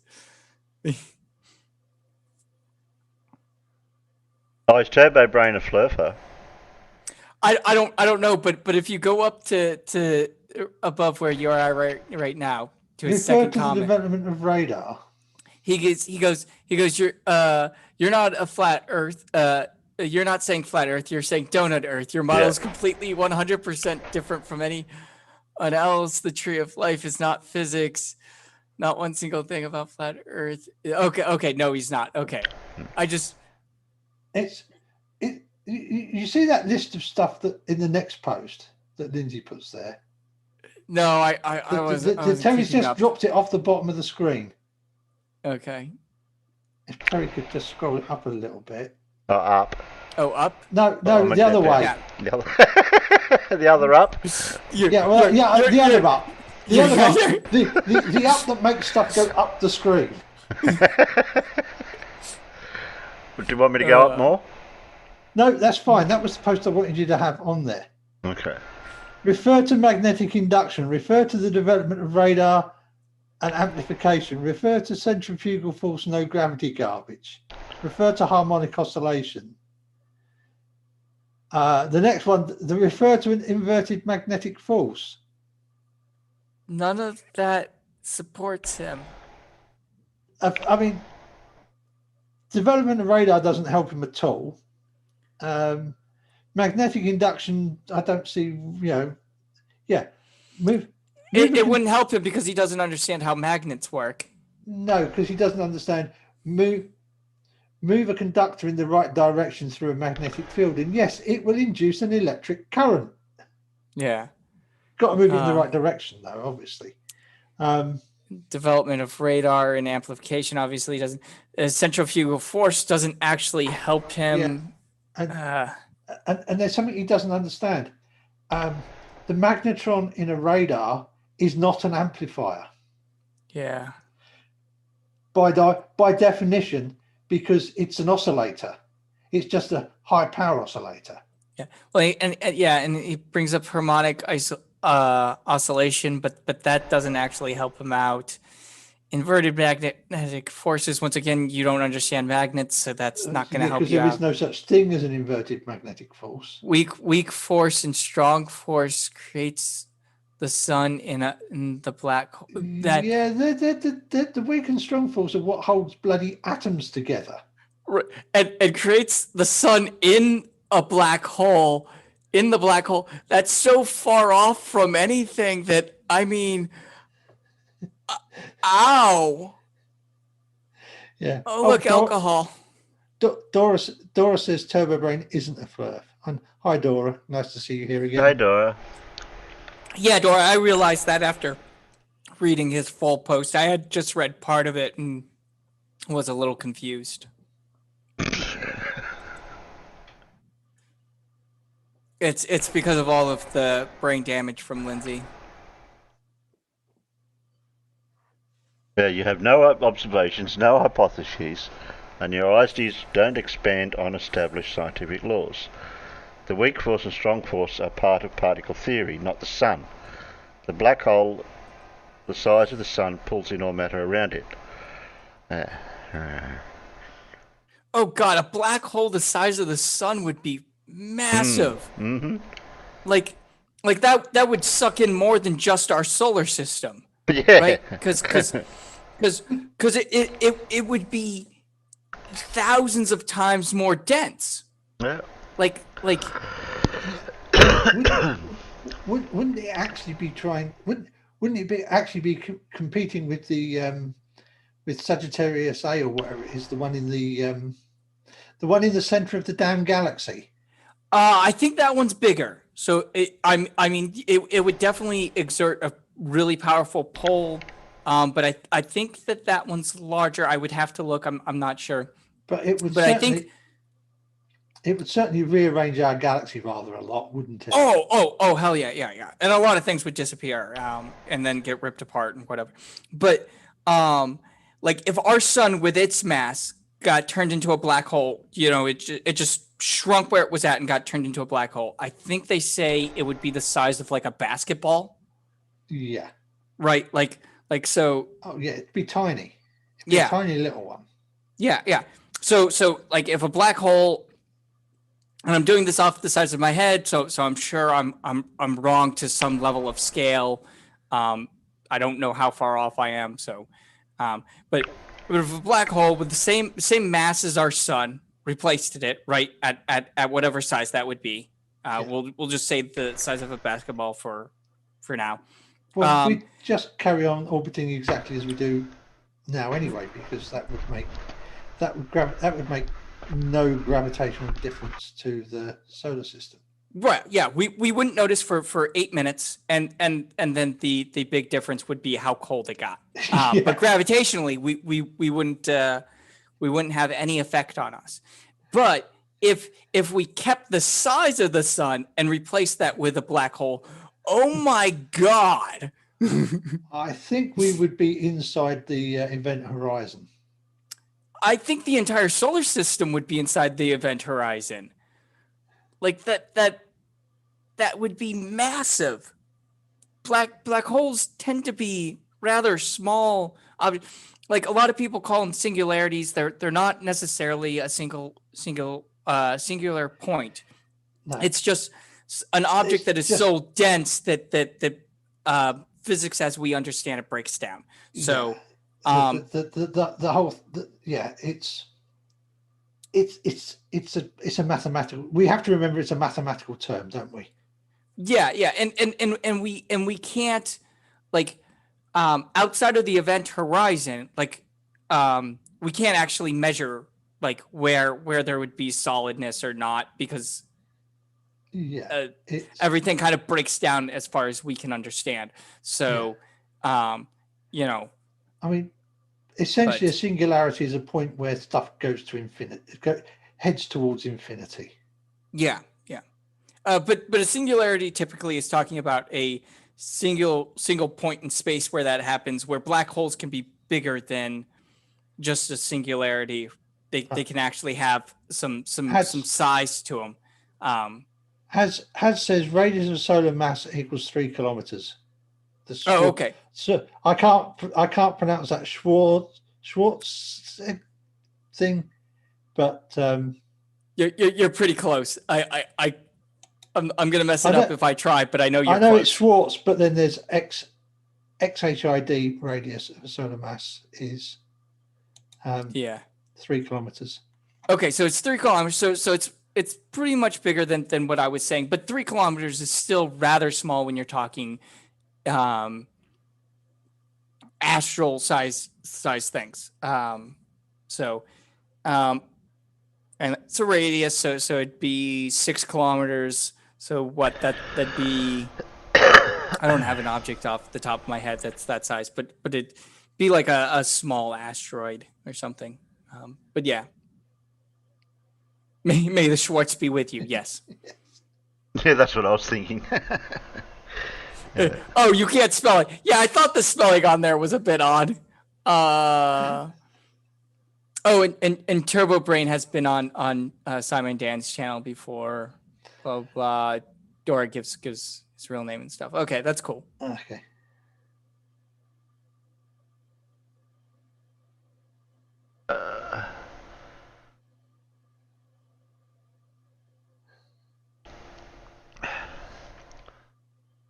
So do you want something to break the to get you to fix your brain?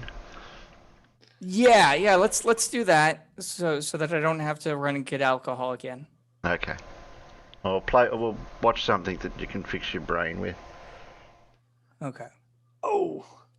Are you up this for should be it? fun. You up for a little bit of I'm up for a bit of Isaac?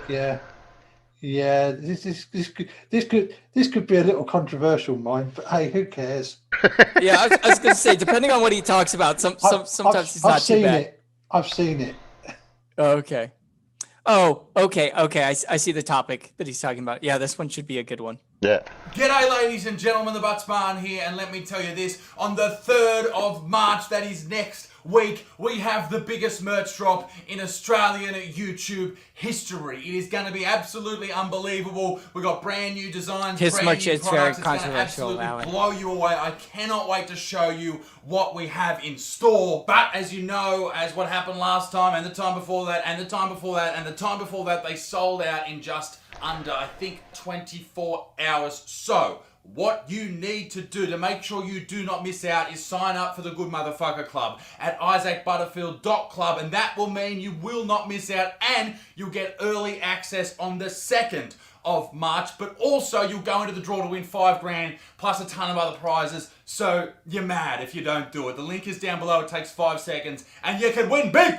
1984 is a novel written by George Orwell. Now, if you don't know what it's all about, it was written in 1948. 1949. Fuck, I was so close.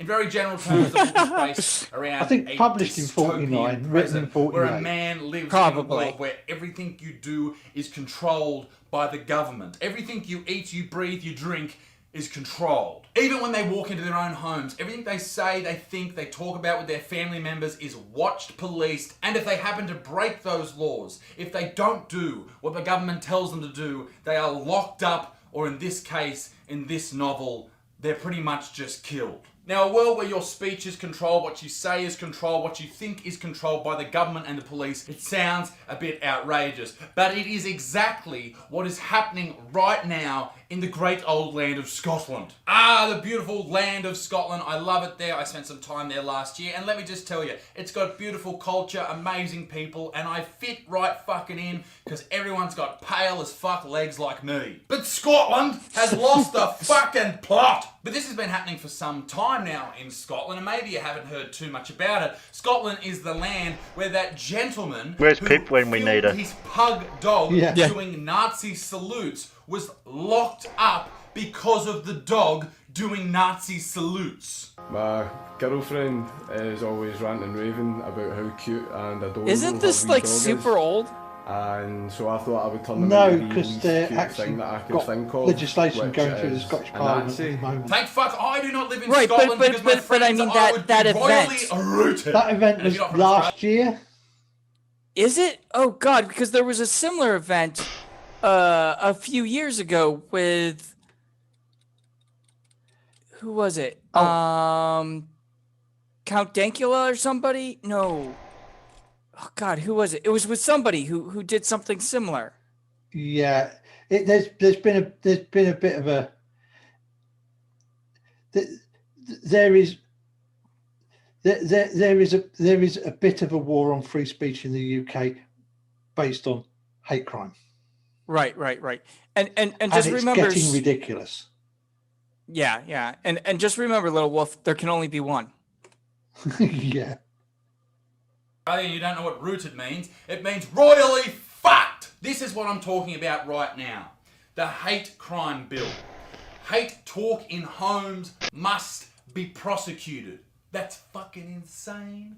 Conversations over the dinner table that incite hatred must be prosecuted under Scotland's hate crime law, the Justice Secretary has said. I know a lot of people will be sitting there right now thinking, why is this bearded bigot, this fascist, this Butterfield? I know you don't like me, I get that. Why would you be against a hate crime bill? Why would you be against the police cracking down on people inciting hate? And the answer to that is very obvious to me, and maybe it's not to you. There is a spectrum of hate. There are the very most horrible people in the world that actually hate groups, and then there are people up this end of the spectrum who are like me and make jokes or disagree with certain politically correct statements or sentiments, who are accused of being hateful, that all fall into the one spectrum. Because don't even think for a second that you sitting at home right now aren't guilty of hate crimes according to people on Twitter who are sitting there with their beautiful blue check marks. Because a hate crime right now in today's society is completely different to what it used to be. It used to be all about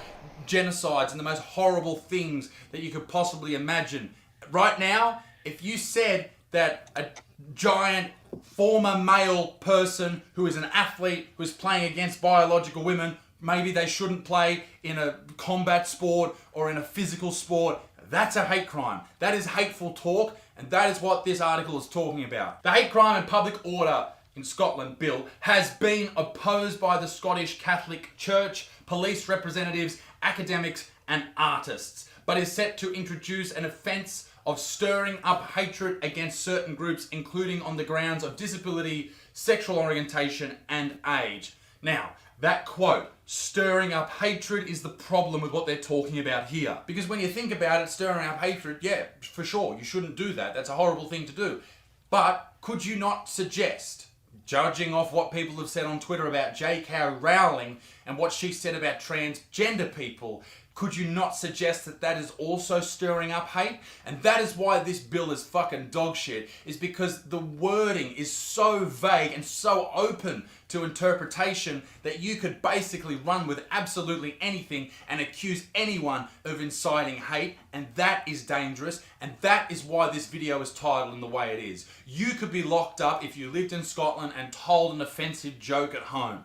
That's fucked up. Justice Secretary Humza Yousaf has made it clear his hope that a dwelling defence, and a dwelling defence is basically something from 1986, a act that was introduced into Scottish Parliament in that year, ironically not in 1984, but anyway, the act itself stood there to defend people whilst they're in their own homes, and that's the basic gist of it. The additional crime of stirring up hate against a protected group could be committed by behaving in a threatening manner, abusive manner, or communicating threatening or abusive material to another person. That's open to interpretation as well. Some people think one sort of piece of material is abusive and others just think it's a joke or they're just mucking around or it doesn't matter to them. It's open to interpretation. That is the fucking problem. As well as the crime of possessing inflammatory material. Now that is all good in a sense, okay? You're protecting people that need protecting, but also possessing inflammatory material, that could be construed in this sense. The artists and the publishers at Charlie Hebdo, when they did that cartoon and published that cartoon of a particular religious figure, and when that particular religion found out about that, what did they do? They went and killed them all. They shot up their office because Charlie Hebdo, under Scottish law, they're from France, so it obviously doesn't matter, but if they were in Scotland, they possessed inflammatory material. So they were the ones in the wrong. Well, obviously the murderers as well, but not in the first instance, the murderers. They did the wrong thing at the start. So Scotland, is this what you're saying with this bill? Do you want to put people like the ones who worked at Charlie Hebdo in jail because they exercised their freedom of speech? I fucking hope not, mate. I fucking hope not. I think obviously if you find someone in their homes and they're planning to hurt someone, commit a terrorist act or commit a mass murder or something like that, yes, lock them up, obviously. But where a law is so vague that you could lock someone up because of a Nazi pug joke in the same cell as someone who's planning to kill gay people or hates gay people or is threatening gay people online, do you see where the problem overlaps? Your race, your gender, anything that you cannot control, any of those things, a disability, your age, should not impede you from getting a job or living a normal life and people treating you with respect. But you can't expect people to not make jokes about people or talk ill of people in their own homes. What do you want? The police walk around with fucking stethoscopes listening in on everyone's conversations? That is not good.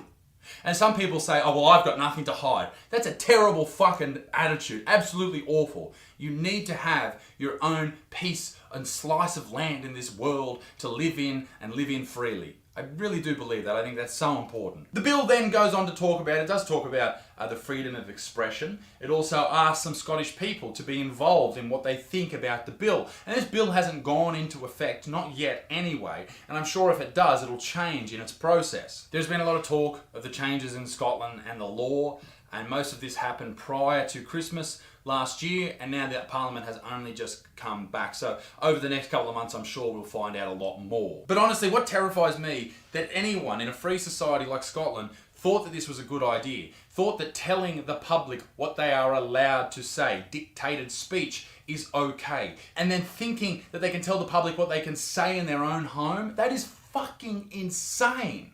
Now, I want to know from you guys, what do you think? Let me know in the comment section down below. Am I right? Am I wrong? Am I missing something here? I'm really interested to hear what you have to say. Be a good motherfucker. Peace in the Middle East. Don't forget the merch drop. It's next week. Sign up for the Good Motherfucker Club. It takes 5 fucking seconds. Do it down there and you could win 5 grand. Be a good motherfucker, etc., etc. Toodaloo, bye-bye. G'day, Yep. I'll have to read a couple of the comments and see what anyone said.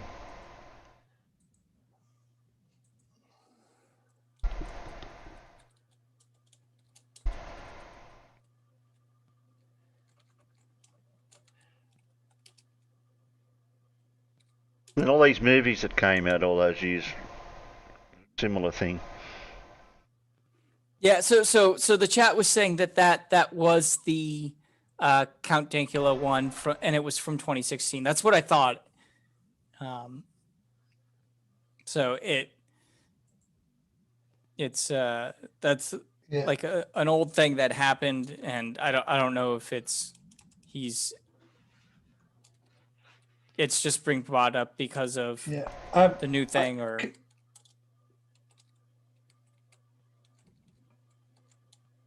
Can I just say, although I have no problem with the message that I deleted from Saber Legal, I have a feeling that the YouTube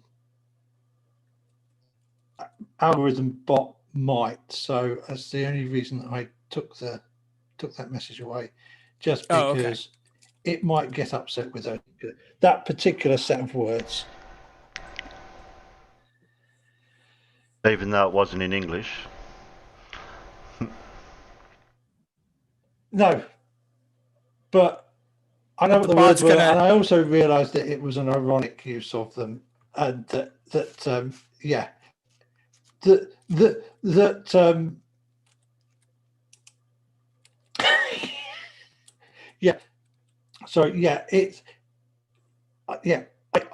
I got it and understood it, but there's a good chance the bloody algorithm wouldn't. So, and yes, Irish Stew, that would make Rangers be Celtic a whole new concept.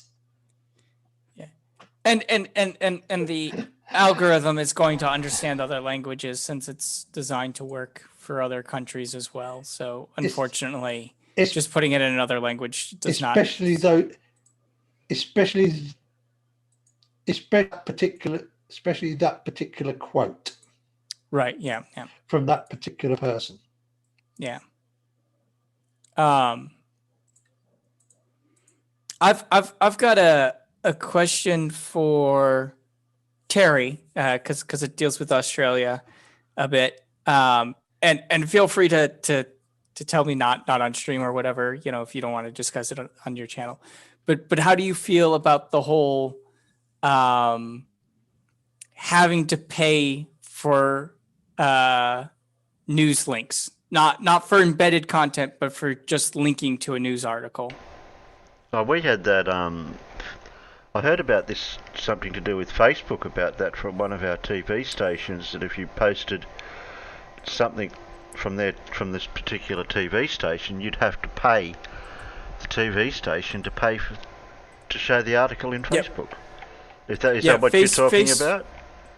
Yeah, Facebook's been hit with it. Google's been hit with it. I think some other big names have been hit with it. I'm not sure all who. There's a similar one in Canada and somewhere in Europe. I don't know if it's the UK or where. It would be the EU, because the EU controls that sort of. That's EU. Basically, that would be an EU directive that would then have to be implemented by all 26, is it now, states in the EU.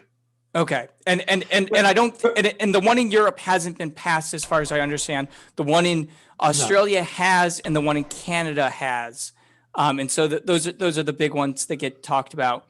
But from what I've heard, now I haven't read the legislation myself, but from what I've heard is it's not like if they show embedded content, right? Like if they take the article and they show a snippet of it or whatever, like if they even link, to the France. France is the one that has the similar law. Thanks, Dora. Link Okay. to a news article. They have to pay that whoever the news is from for it. And Australia is trying to make it so that they can't just ignore not linking to them, which it causes all sorts of problems. And they want them to give up their algorithm, which causes all sorts of problems because that's trade information and obviously what Google whole See, money is based off of. Because I thought what the problem, because from what I understood, the problem being is very often if I Google something, yeah, Google puts enough of Google embeds enough of the article, you know, the headline and the first bit, that very often I don't need to click the link and go to the website. So from I what thought that was the issue, is not the link, because the link is just a direction of how to get to somebody, isn't it? It's saying if you go here, you can find this info. You know, there's information at this location about this subject. Click on the link and you can go and see it. Yeah, and so what I understand is that might have been part of it, but they got to the point because Google was just like, well, fine, we'll just put the headline. We won't put any of the we won't put any of the article in. We'll just put the headline and the link. And they were like, no, we still want you to pay. And the problem that they're citing, that the news organizations are citing, is, well, we don't make enough money. So we tried to have people pay for the news, but then less people obviously read the news. And so it doesn't help them out, right? Because the previous news model for the internet news was you can get it for free, but there's ads on the website and they get their money that way. Well, that wasn't giving them enough money. So it was, oh, well, you'll pay for the news. Well, that wasn't getting them enough money. So now it's, well, Google will pay us to even link to us. And that's how they're trying to get the money. But obviously that causes all sorts of problems. But I was just kind of curious on somebody in Australia's point of view, because I obviously have a big issue with it, being somebody who uses the internet and technology a lot. Yeah, I mean, I don't see any issue. I don't see any links. Yes, embedding. I kind of see their point, where with there's so much embedded, you don't need to go to the website. Right, and embedded's different. So I was that's why I was talking more about the actual like linking of it. Yeah.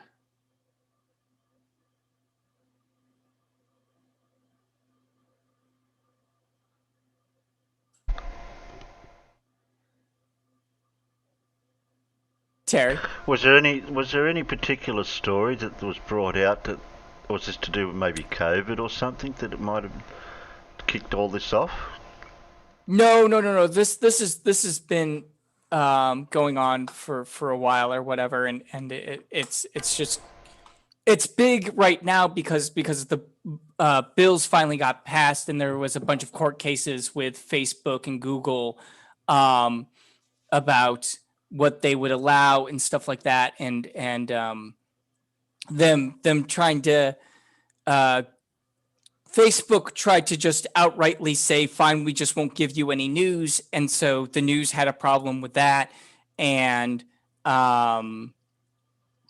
Google tried to make some deals with them, like, okay, we'll pay, but we want to, arrange the deals or whatever. And I guess there were some issues with that as well. Sable Eagle pointed out some things like Google has cached pages and stuff like that. But there's obviously other issues beyond the cached pages that are caused by the way that this bill is worded and stuff like that.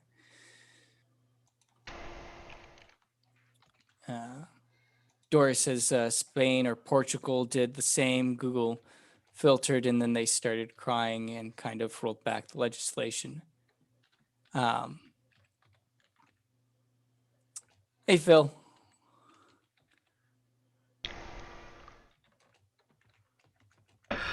But just you being in Australia, since the legislation's already in your country, I was wondering if you had any feelings towards it. Yeah, I never even followed any of that to even know what the story was. So I know I did hear about it, but hear about something. Yeah, I heard about Google anyway. Google having some problem in Australia. No, the Google were going to pull out or something. So we would have had to end up. We would have had to end up with another search engine if we didn't have Google here. Yeah. Google said, it was for a while just saying like, fine, we just won't give you guys, if that's the way you want to be, we just won't deal with you or whatever. And Australia threw a big hissy fit about that as well. And Phil missed Lindsay, and that's about all. And we just finished watching Isaac Butterfield. Yeah. So no Irish jokes or Scottish jokes. But I just thought it was an interesting thing going on. A bunch of the text channels have been talking about it. Unfortunately, we won't be able to play any of those here without causing Alan issues. So I don't want to put any videos. But for those curious and more information, it is being covered quite a bit. Yeah. Over YouTube and in tech blogs and stuff like that, news articles.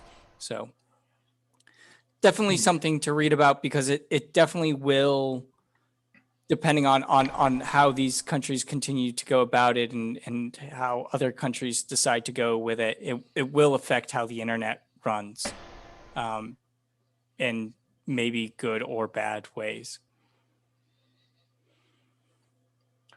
I can see a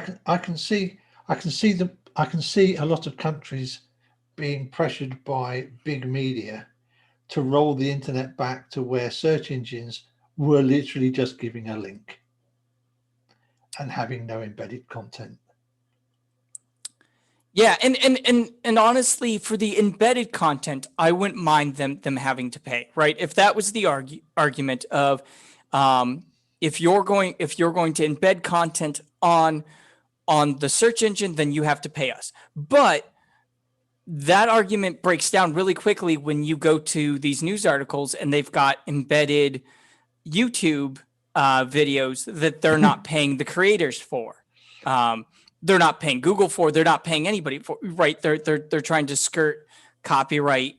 Because I know quite a few of the educational YouTubers who have had problems with that, with news articles trying to steal stuff that they were covering or whatever. And that's actually a big problem for a lot of them.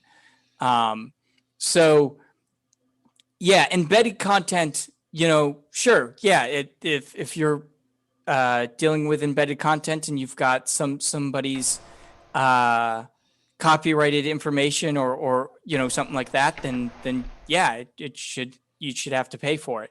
But if it's just a link, like that's the whole foundation of the internet is links. And if you have to start paying for links, sure, it starts with news organizations, but then it's going to move to other, other companies are going to want the same treatment. And then you're not going to be able to link to anything without paying. And then the internet's just going to break down. Yeah. The internet can't work like that. Not as we know it today. And maybe some people might think that that's a good thing. I'm personally very much against it. I mean, I can remember doing web development in the early 2000s and having site owners say, "Oh yeah, if you've got to pay us if you want to put a link to our site." Yeah. That's like, no, I can put a link to your site if I want to. There's no, your internet address is not actually a copyrightable thing. Right. I mean, that would be like saying you can't send me mail unless you pay me. Yeah. Which I mean, okay, fine. You know, if all the spam mail I get, you know, if all those people want to pay me, you know, maybe I'll change my opinion on it. But No, that's more like you can't send somebody round. You can't send somebody round to my public place where I write all my stuff for the public to read. yeah.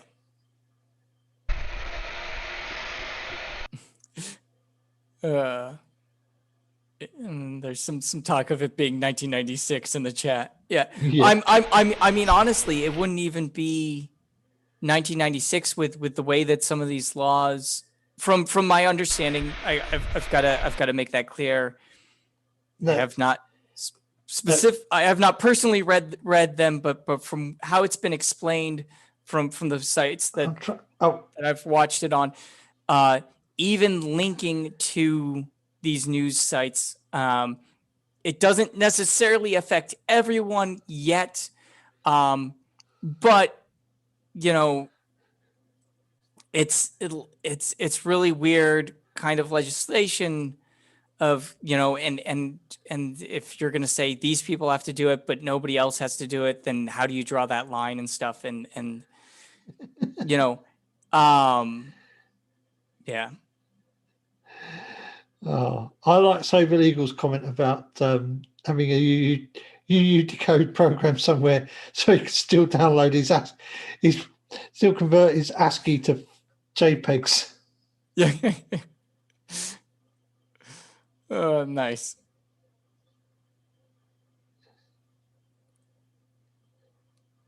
Yeah, go visit Dora's OnlyFans.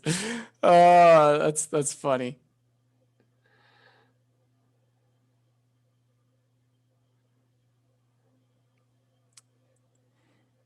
Yeah, and from what I understand, Google ended up reaching some sort of agreement. They I don't want to necessarily say they caved, but they reached some sort of agreement or whatever. And Facebook's being kind of forced into it because Facebook was like, fine, we just won't put any of your news. And there was a bit of a fit about that where they were like, no, you can't just not show our news. I think they crapped on a couple of on some not actual news as well, because there were some people who had Facebook pages and stuff that were like journalists, but they were they were kind of like journalism students and the like, and it was essentially their their writing, and they took it. It got took down in the process, and they were really unhappy because some of Facebook's own stuff did. That. Yeah, some of Facebook's own stuff did because the way that they wrote whatever to filter it out. And I don't think it was actually deleted. I think it was just hidden from Australia. So they shouldn't have lost it, but I'm not 100% on that. I mean, I guess that's difficult because if you're that person that's in Australia and suddenly you can't see your content anymore. Right. Yeah. I mean, for them, it's essentially the same. But yeah, the Facebook's handling of it was kind of sloppily done. One, they were doing it really quickly, so that's somewhat to be expected. But Facebook, I presume, kind of did an overhand doing of it, at least to start out with, to kind of prove a point or whatever. But you're talking too loud, donkey. You woke Blue up. I'm sorry, Blue. While I've got the microphone for a change, Phil says news organisations are cutting their own throat, but having content on Facebook entices people to read more, then to subscribe, watch more, and so on. That's through Facebook, that is. Yeah, and it's kind of hard because I understand some of the argument, right? Like news is good. News isn't making money right now. Not good news, at least. like proper news, not good as in. You mean over where you are, not where we are? Well, just in general, the market of news is doing really poorly. I mean, that's part of the problem of why this all got prompted, even in Australia, is journalism doesn't make good money, and it's expensive to do journalism. So you have a problem there of how do we stay in business, make enough money to stay in business, and keep everybody happy. But I think this way of going about it is not the right avenue. Carl Edwards, will news outlets also demand money from ordinary people? Like that's the big question, right? Like the way that they're handling it right now, it doesn't seem so, but who's to say that they can't?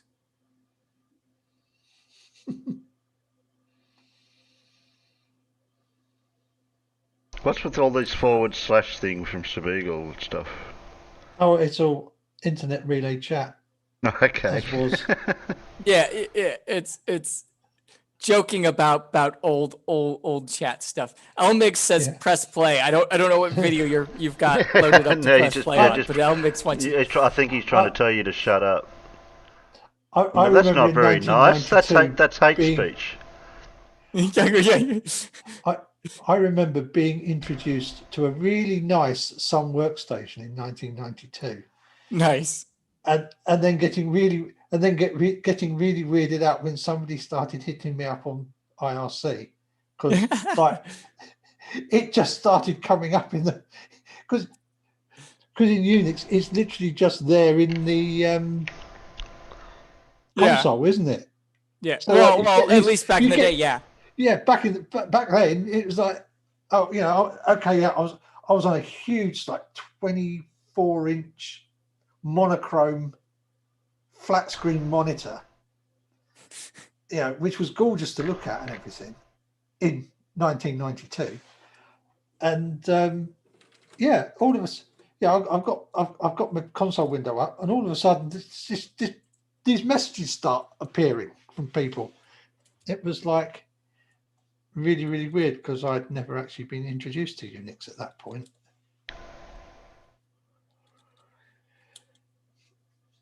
It was just one of the few computer labs that was usually empty most of the day. Right.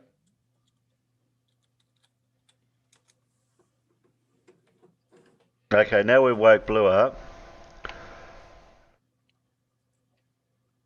We could watch a 2 hour 18 live stream that Blue did a day ago. We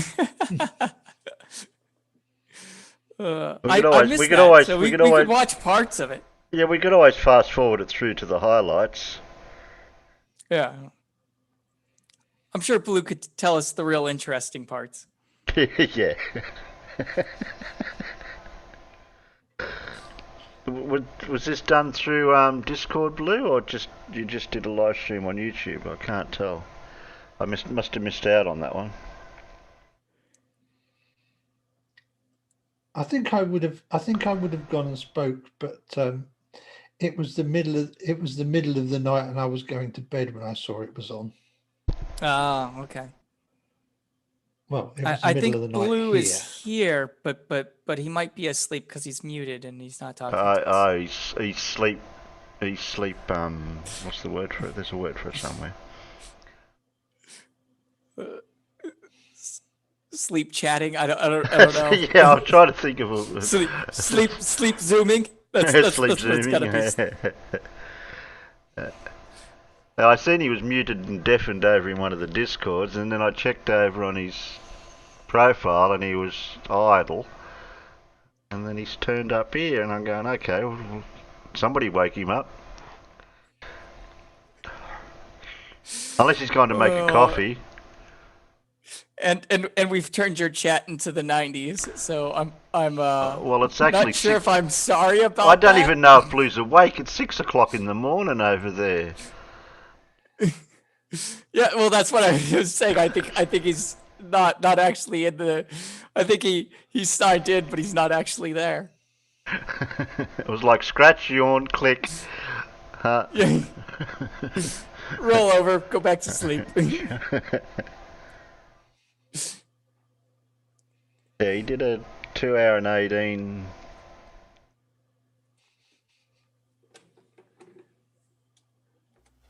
I don't know if there's any Pretty talking. well centered up on about a 244, maybe 243 and a half. We'll just to play a little bit, just so I can Something see like where that. he is at. Looks like we're getting got it this being settling down. recorded I think anyway, if so this is from I'll the go other back day over where it's waiting for it to settle. And view it. I'm gonna move these things out Because of he the had way. the big ball on the other side, I With thought, the other day. The little green carrot. Yeah, if he you can see it, did. right? Just under the red dot there would be the center position, or not center, the resting position in this configuration. So, I'm thinking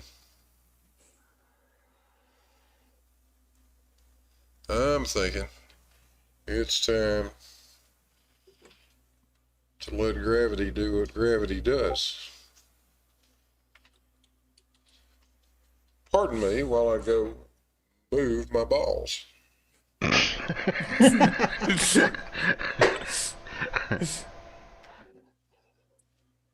I just jumped to this bit. Oh, Blue's awake. Oh, sorry, I thought that was Blue. That's the other Blue. Yeah, it's the live Blue. It's the actual Blue, not the recorded Blue. Oh, Good nice day, to, mate. Good morning. nice to see you got the Afternoon. balls on the thingy now. After you were moving them by hand the other day. Yeah, I got the brass rods. Got everything reinstalled. Wow, look how sensitive it is. Just from doing that, and then the lasers just started to go up and down just from... Yeah, maybe, I think. You okay?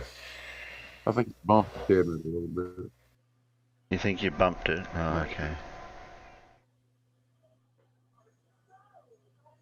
Yeah, I think that's what happened. Well, we've got closed I did some captions. adjustments to it yesterday so that wouldn't happen again. Is this off the live stream? Yeah. Has you got closed captions going? Because I'm trying to... Unless you're not talking. Oh, here we go.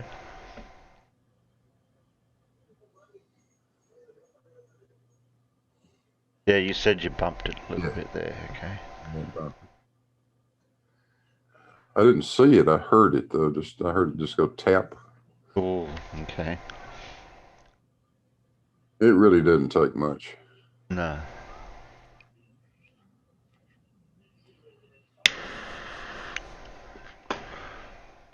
So where that dot is on the ruler, on the gauge, that's where it was settled before you move the balls. Yeah. Yeah. More or less. About there.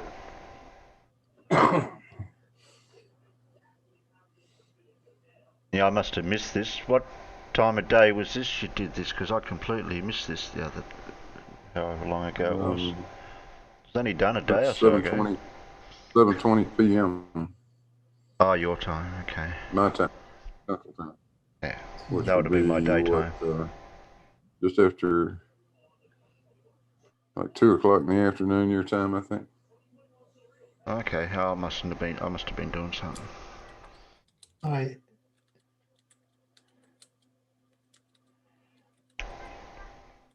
Oh, if this was my Friday, I know it was yeah. the middle of the night for me. Oh, and Blue, I believe we need to congratulate you on another trip around the sun. Hmm? Oh, What? congrats. I heard somewhere that you've just recently celebrated another trip around the sun. I did. Oh yeah, I did. I had to cotton on to what you were talking about for a minute then. Happy birthday. Or in other words, happy birthday, mate. Yeah, happy birthday, Blue. Yeah, I did make it around the sun one more time. It's going to take me longer now to catch up to you.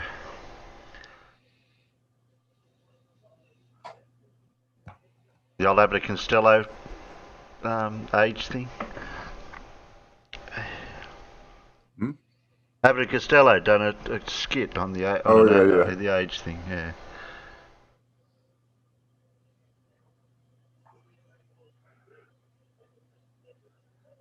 I could still never work that one out, but it was funny anyway. Was there cake? No, actually, it went largely unnoticed, thankfully. Oh, okay.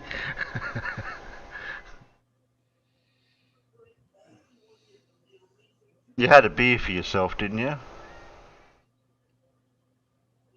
I believe I did. Yes, I Okay. did. Okay. Toasted myself and everything. Yeah, but Mrs. Blue must have appreciated you achieving another milestone.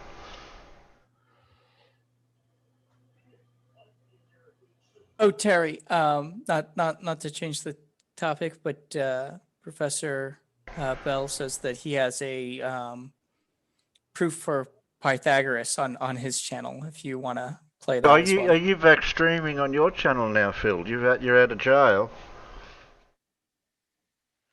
No, Okay. Professor Phil, you could just you could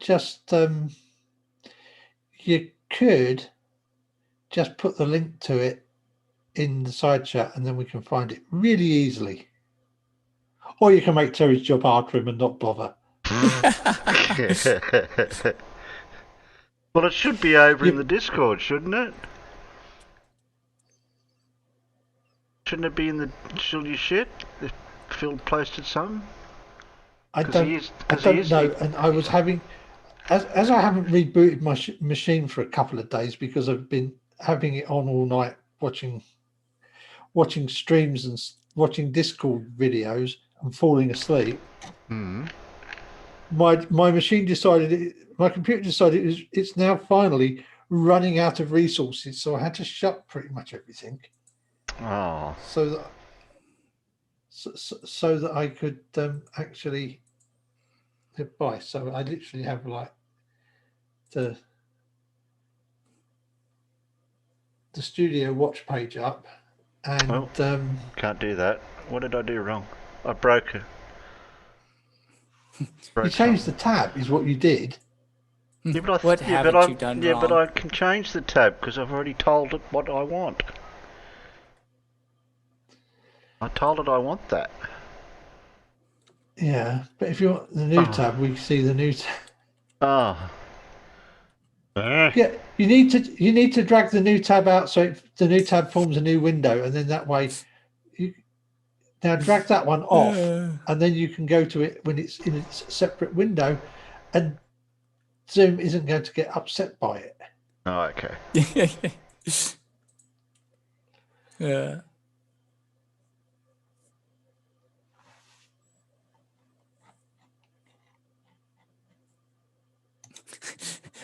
Hod says the birthdays are good for you. The more you have, the longer you live. Yeah. That is a true statement.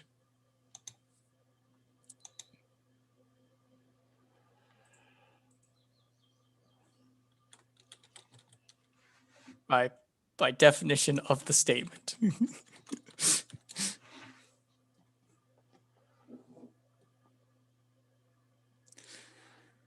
Stop sharing. No, that's what it is.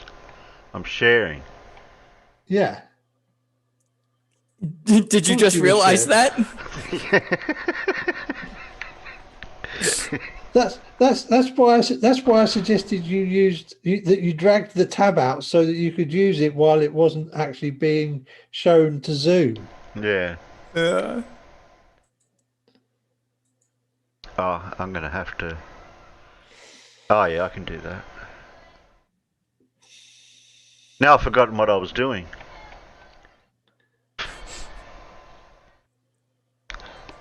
Yeah, because we had that going. Okay, I can minimise that. I can still share for now. Yeah, I didn't think of doing that. Okay. Now, yeah, but then I got that in the road and I have to move that out of the way. I need a bigger screen. John Rapp wants you to go back a few minutes because Blue was talking about breast. Was he?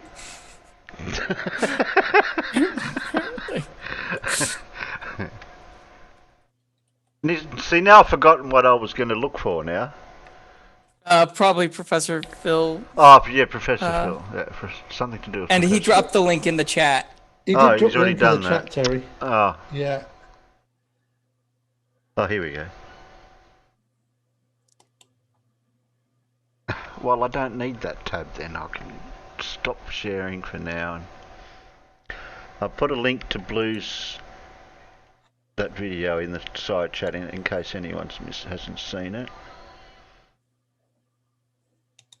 No, that's for that. Cut that. I broke it. I think Professor Phil did something wrong there. I'm not sure. Ah. Every time, unless it's me, but every time I click the link, it tries to take me to YouTube Studio and then goes, Oh, he might have grabbed the link from link. the wrong place. Yeah.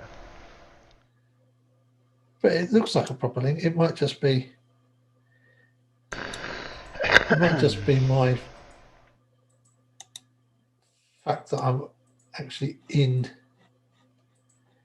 YouTube Studio while I'm clicking the link.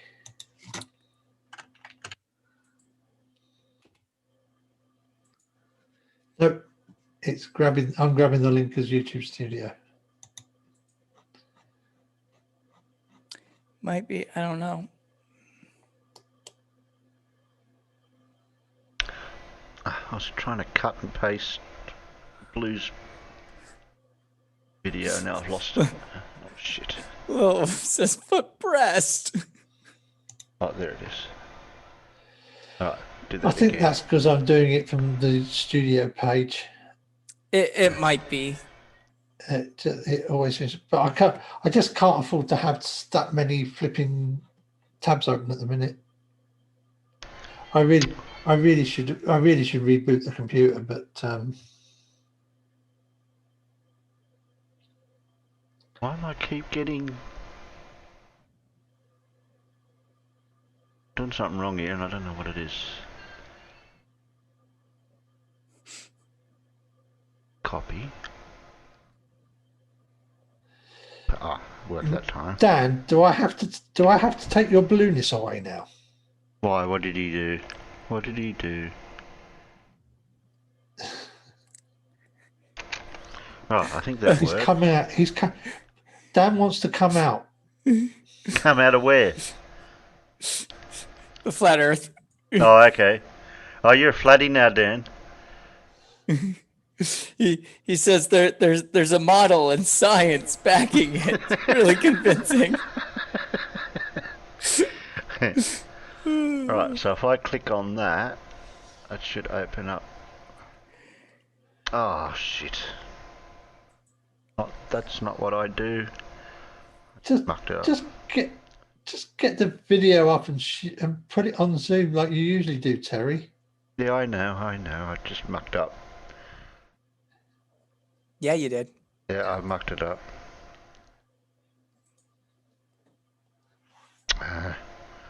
I'm not supposed to click it in there.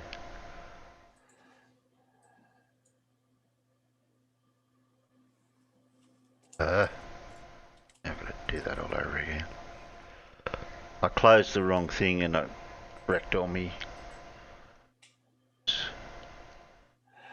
Oh, of course, Terry likes everything to be nice and neat, doesn't he? Yeah, I know. I've got OCD. Sorry. I know what would help Terry. What would help Terry would be using using the Windows 10 feature called multiple desktops. Yeah, you know that's been on Linux for years. I know. It's great that it's finally coming to Windows because it's a really awesome feature. The other thing that helps is just having a ton of screens. Well, yeah. Yeah, a couple of more screens would go down well. Yeah. Right, now what was I... Now I've got to go back to that link again.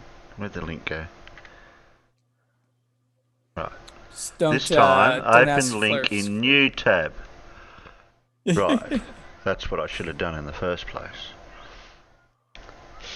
Right. Mystery proofs in science. Oh, shut up, Phil. I'm not ready for you yet. Okay. We have a monk. We have a Queenslander that wants to be a Kiwi, or a Kiwi that wants to be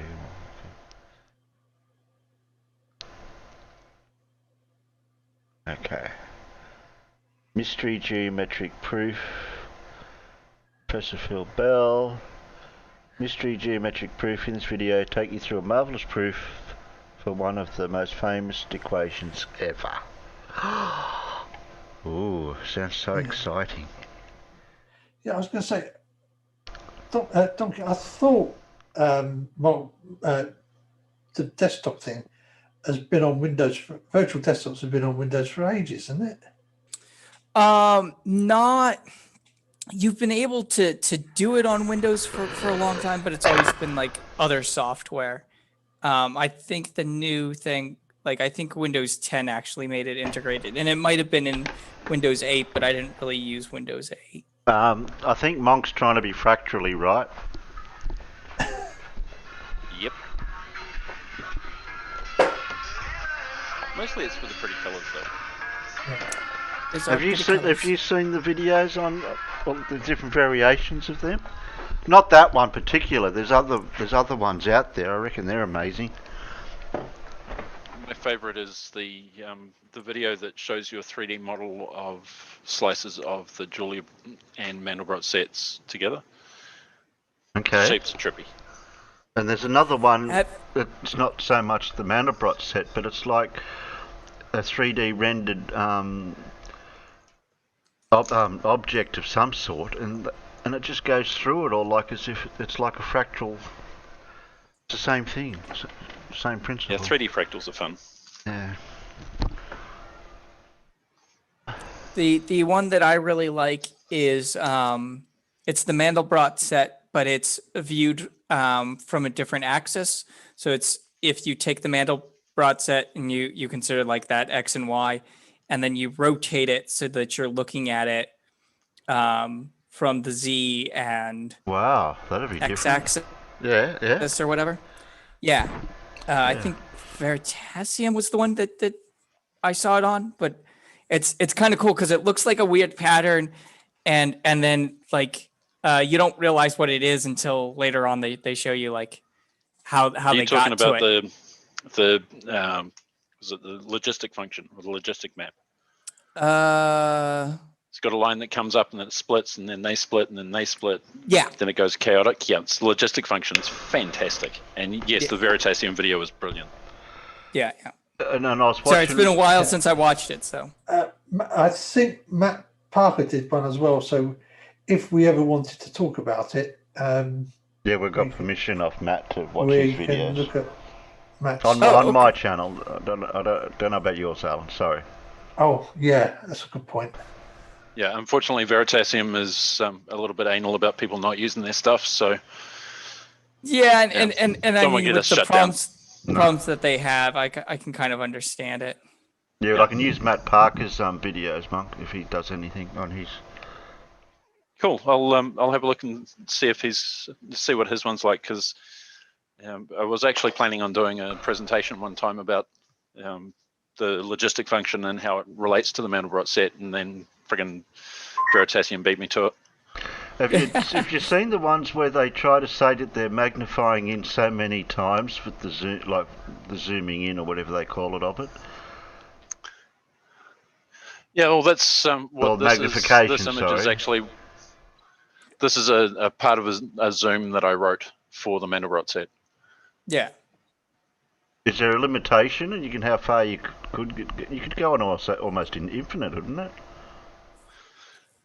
Well, with the code I'm using, because I'm sticking to normal calculation methods because they're simple, it limits it around zoom level 10 to the power of 203. ish. Okay. It just all falls apart. I was gonna say. I think the limitation is our calculators, or our ability to calculate the parts. But I can rewrite the code using arbitrary precision. It just takes about a week to render each frame. Right. Arbitrary precision stuff is just stupidly slow. Oh, Alan, Milkman Dan says he's just kidding. He's still saying the Earth is a globe and lizard people can shapeshift. No, he can't go back what he said. Sorry, Dan. Sorry, He's- you can't flip flop like that. We've already got a flip flop in society. It's lizard people control the UK, but the Earth is a globe. Blue and Phil are having a conversation. I missed the comment before that. Oh, I missed that. Yeah. Oh, okay. Blue. Phil's asked Blue something. Something for connected parts of the body can only be added when they are talking about this. I don't know. I'm missing a complete conversation. Try to jump in halfway through a conversation to try to figure out what the conversation was. Yeah. So we can just let Blue and Phil come on here and just let them at it for a while, but we've already been streaming for nearly 3 hours. I was going to say, if only one of them was on here and could explain it to us. Yeah, if only one of them. Yeah. So we're going to play this video of Dr. Phil's? Or? Oh, yeah. Well, that's what I think we were planning. You missed out on Lindsay. Sorry, Monk. Oh, I'm devastated. Damn, I was talking while muted again. Oh, that's okay, Alan. You say your best stuff like you when say, you're muted. If only one of them was already here, and we could easily get the other one to click the join link. Yeah. If only. If only. Yeah, Phil, you know how to do that. You know the special place. We'll play this because it only goes for 7 minutes. Yeah, Blue's here. Phil's out there. Or he can always go into Discord. We can he can talk from Discord. He knows how to click into the voice chat over there. If he doesn't want to come in here, you can talk from the back veranda over there. Blue is close, and Professor Bill is far away. Big and small. Big and close. Sorry, small and close, big and far away. That was it. Yeah. I'm just waiting. Who mentioned press play before in the peanut gallery last time? Somebody did. Somebody did, yeah. Remember that somebody was saying Elmix. Oh, Elmix was it? Yeah, I think so. Oh, okay. We'll see if Elmix. Elmix, are you still awake? No. Well, Phil, if you got time, you can just drop into the voice chat over in Discord, and you can talk. After we play this. Well, hello folks. Thanks for coming. Well, recently I was inspired by an argumentative sort of chap named Bev, who runs a channel called Try Thinking. Which is kind of funny because based on his YouTube channel content, this fellow actually thinks Earth is flat. Yes, you heard me correctly. So Bev has challenged me to a proofathon, where both of us present proofs of chosen concepts in science or mathematics.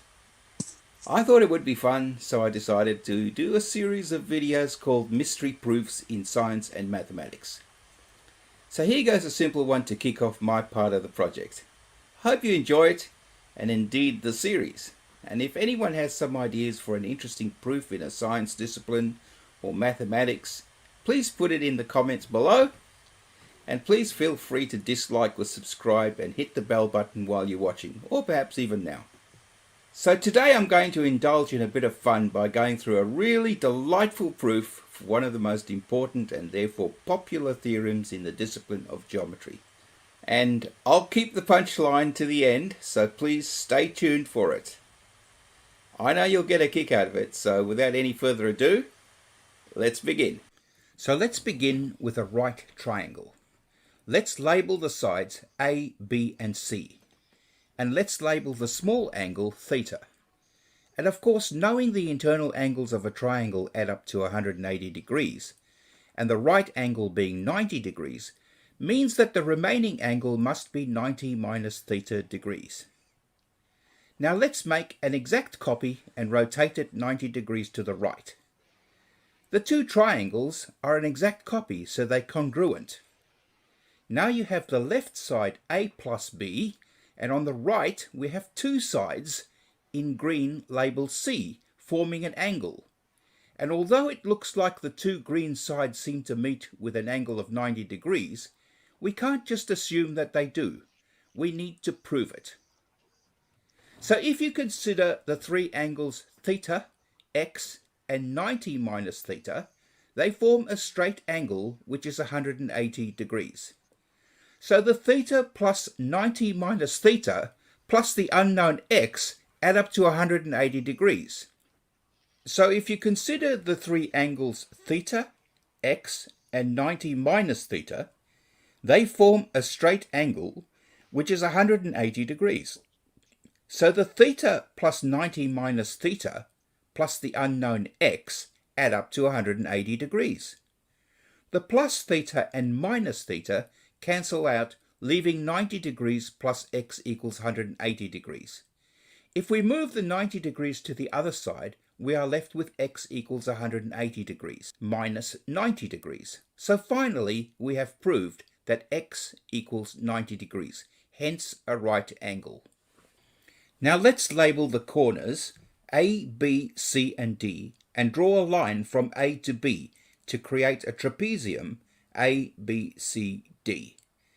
Now remember that the area of a trapezium is half of the sum of the base plus the top times the height, which is the same as the average of the parallel sides times the height.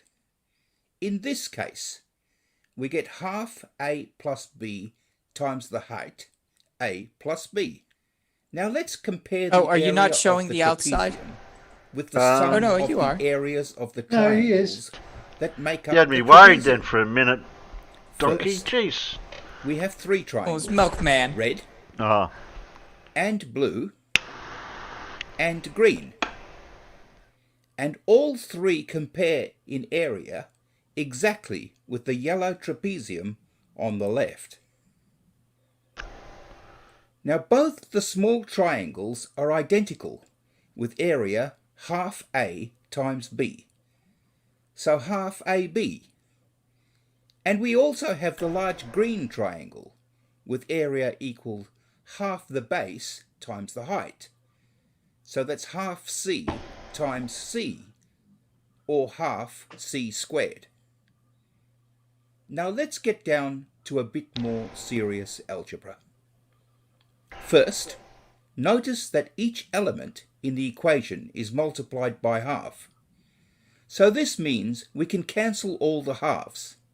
This is the same as multiplying everything by 2. We don't need to. This is just a shortcut. This leaves us with A plus B all squared equals 2 lots of A plus B and C squared. Now remember Milkman was your grade hours, 2 7 hours behind. A plus B all squared becomes A squared plus 2AB plus B squared, which of course from the previous slide is equal to 2AB plus C squared. Now that we have plus 2AB on both sides of the equation, we can cancel out our 2ABs from both sides of the equation. So what have we got left? Yes, you've got it. A squared plus B squared equals C squared. Proof of Pythagoras' theorem.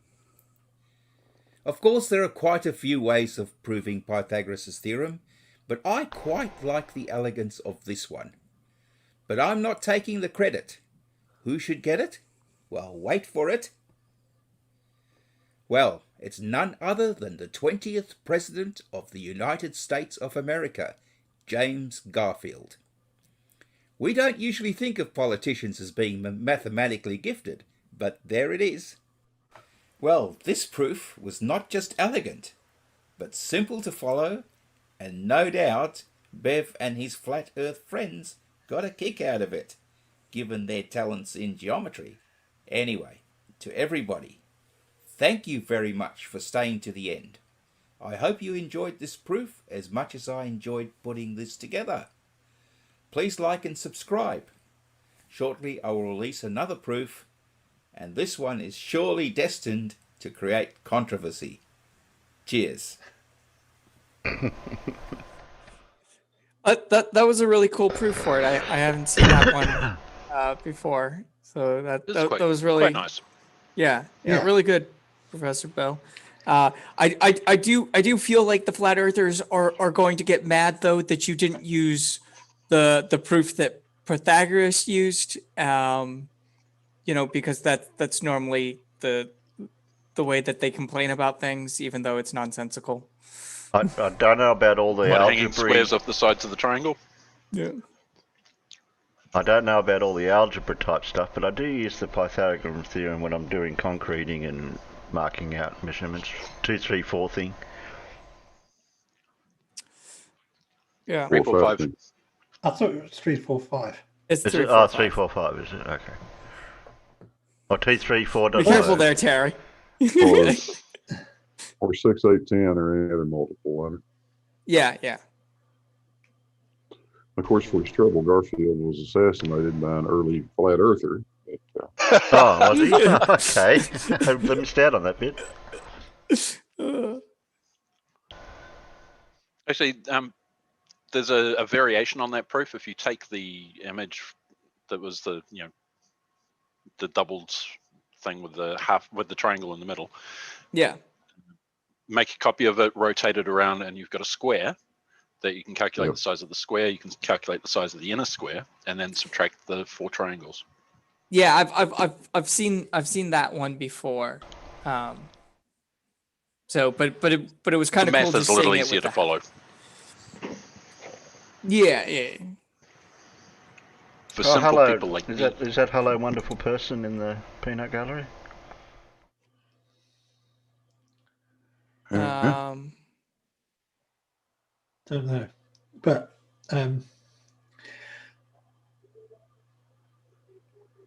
one would suggest that anybody who has joined recently check to make sure you're actually listening to the live and not 2 hours behind. Yeah, not like somebody. Hey, Dan. You should say that in the chat, because the funny thing is, if they're 2 hours behind, they won't know about it for another 2 2 hours. Yeah. Oh, do you mean I've got to type a load of stuff now? I mean, if you want to, you can always give. Should make Terry type it, really, shouldn't I? Oh, I could do that too. But it looks more professional when you type it because you have a yellow name tagged on it. I'm just blue. Oh. I'll put Phil's thing out there. Dabba-dee, dabba-die. Why the hell is he not blue already? Who's I not don't blue? know. B-ball? B-ball, yeah. I don't know why is B-ball not blue. Maybe he doesn't come around here too often. No, I B-ball, don't. put your clothes on. Yeah, B-ball. I know. I think he's blue over on mine. Don't worry, he's dressed now. Oh, okay. Oh, damn And it. I was neither's gonna say, let Monk. me time Monk's him out real naked quick. too. Monk, put some clothes on. Yeah, well, I am not naked. Running around naked. There's a lot of naked Monk people out 72 there. is naked. No, he's not. Oh, Yes. I did you am fix not him? naked, and I haven't been naked the whole time. But I don't have a spanner. Yes, you do. I might do now.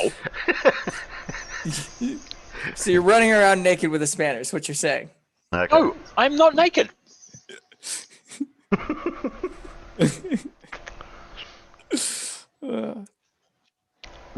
be back in a minute. I gotta go rotate my balls. Go rotate your ball. I hate it when I have to do that.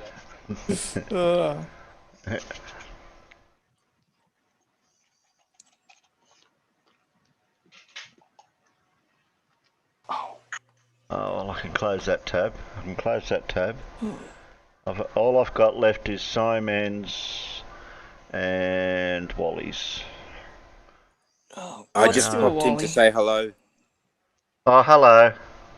Where are Hey, you hiding? hello. Are you on the back veranda? Okay, Phil. Okay, yeah, I couldn't join for long because I've got to get some stuff ready for. It's 10:30, and I've only got I've got to get some stuff ready for tomorrow morning. So that's why I sort of couldn't join. But That's anyway, I just okay. wanted to pop in and say hello. You're welcome to drop in We anytime, appreciate it. Phil. Do a Pythagoras video. Yes. Oh, great! Yeah, I'll just have to go back to school to learn all that stuff. yeah, it's quite a nice one, isn't it? It is. Yep, It is.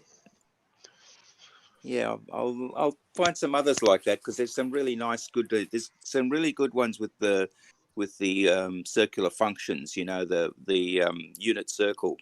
Some really nice stuff on working out sine, cos, and tan and where they come from. So Right. I think I might do that one next. Well, that'd be interesting. Yeah. That would be Yeah. because some good mathematical descriptions of those functions would be good. Because I mean, I know what they do and everything, but I've always struggled with mathematics. So Yeah. I might have got an electronics engineering degree, but I did bluff the maths. Yeah. Okay. So Fortunately, so most of the Terry, math is fairly easy. there is another one that you can use other than 345. There's 512, 512 and 13. Ooh, okay. Work exactly the same way. So 512 and 13 and 345 work exactly the same way. But the important thing is that if you realize that 3, 4, and 5 or 5, 12, and 13 work, any combination of that. So let's say, for instance, say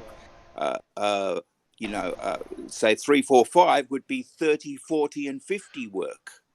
Right. Yeah. Right. Okay. All Yeah. right. So any combination of It's those, 3N, 4N, 5N. 3, 4. Yeah. So any combination of the 3, 4, 5, 30, 40, and 50 will work. So, and the same thing will happen with 5, 12, and 13. So the beautiful thing about it is whether you multiply something by it or divide something by it, it still works. Okay. Okay. So you can use it for, it's fantastic. And of course, another one is 1, 1. Say you've got two sides of the same, 1, 1, and root 2, which is 1.414. Well, anything that you can have 2 root 2, 10 root 2, and just the other two will just multiply by the same amount.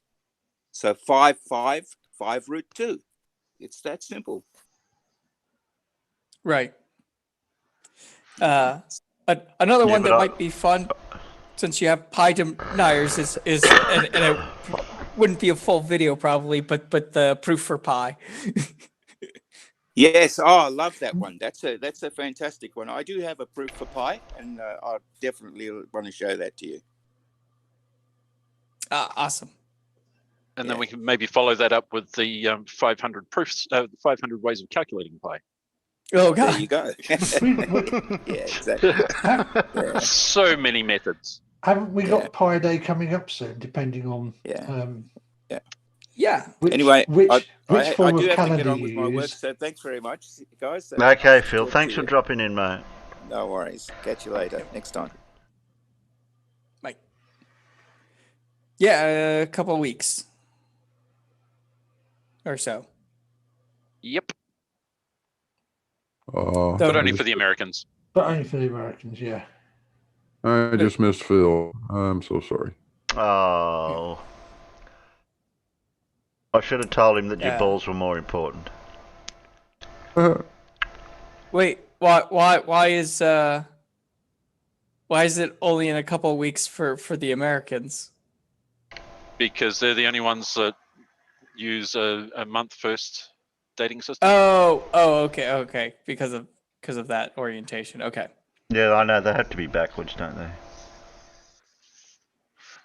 Well, I Doesn't mean, make any sense to me. you don't have a year. Why? I could explain it, but for a lot of things I use day, month, year, anyways. But I use year, you don't month, day have. the way it's intended. I only do that for a few things. Anything to do with code, which is what I do. Yeah. In code, I use it. And for certain data logging, I use it. But most of the time, having year first just isn't the most relevant information. The day or the month is more relevant. I actually regularly use 4-digit year, 2-digit month, 2-digit day.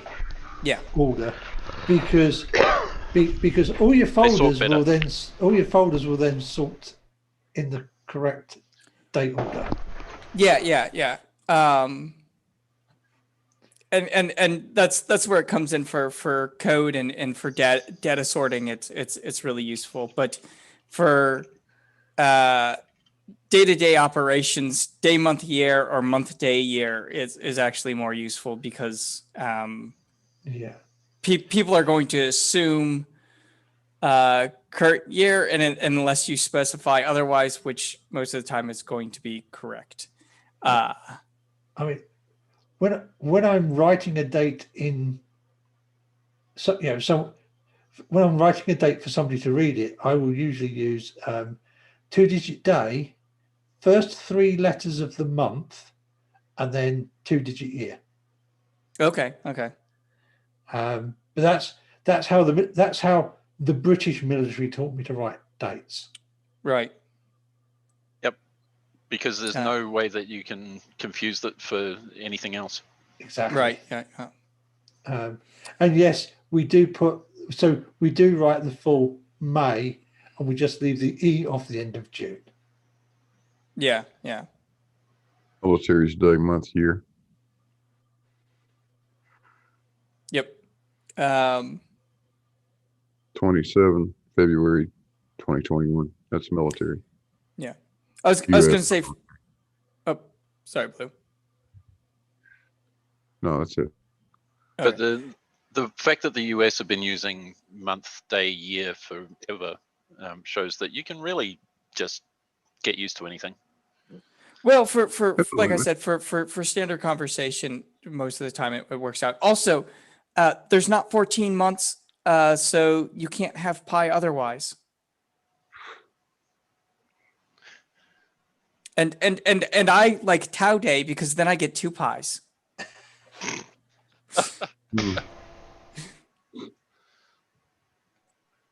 What was even more confusing for me was the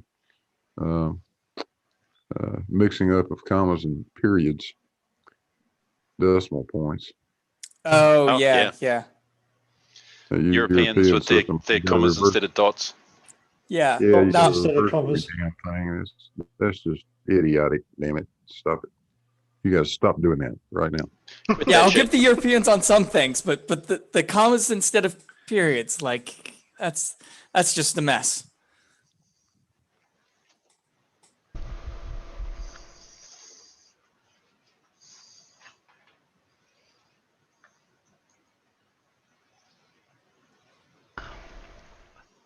Anyway, what?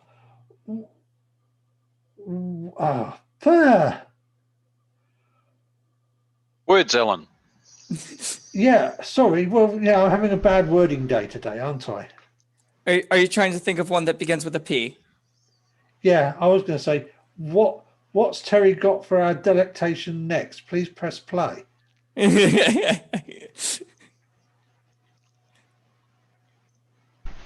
Don't you have the voice chat thing up in your Zoom?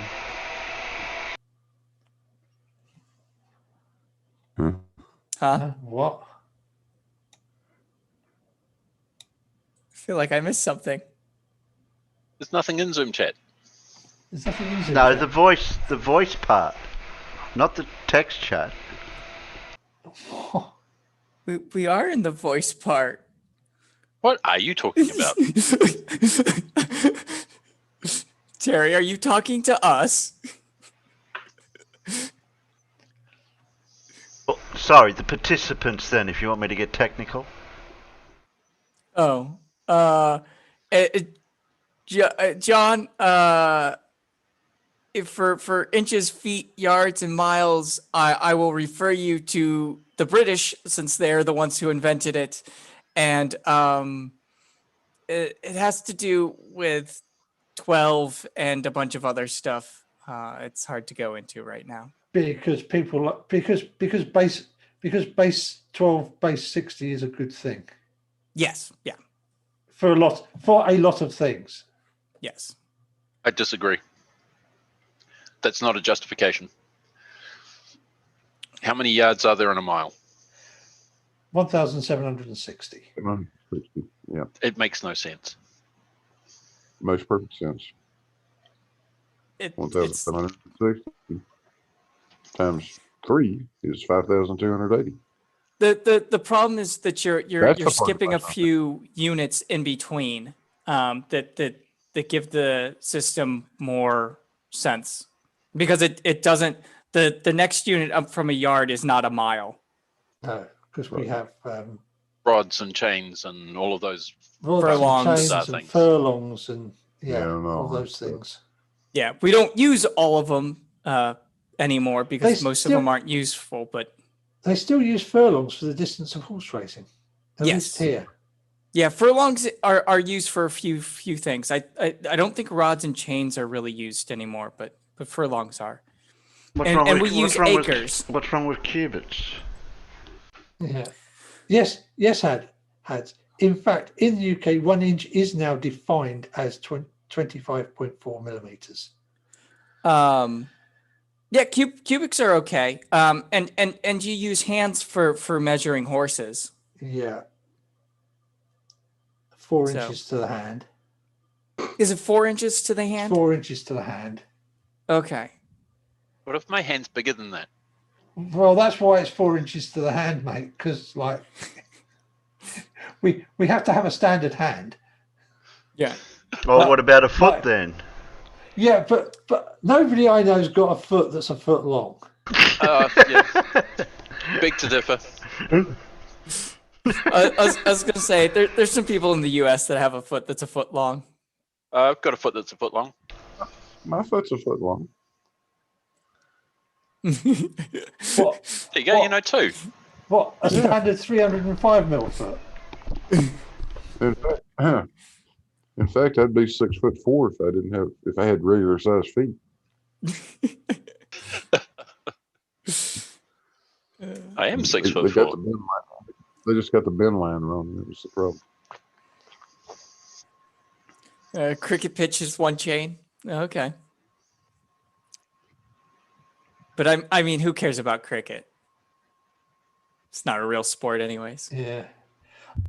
Carl, I think the nominal hand size unit for an inch is the distance from the knuckle to the tip of your thumb. Because I Yeah, know it's something like that.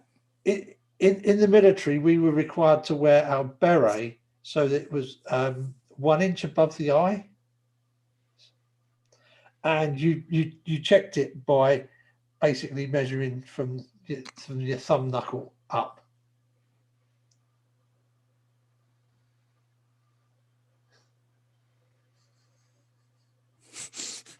Oh, Stevie, that's bad.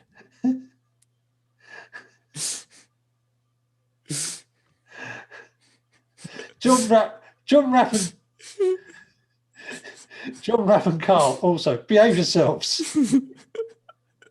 It might be true, but behave yourselves.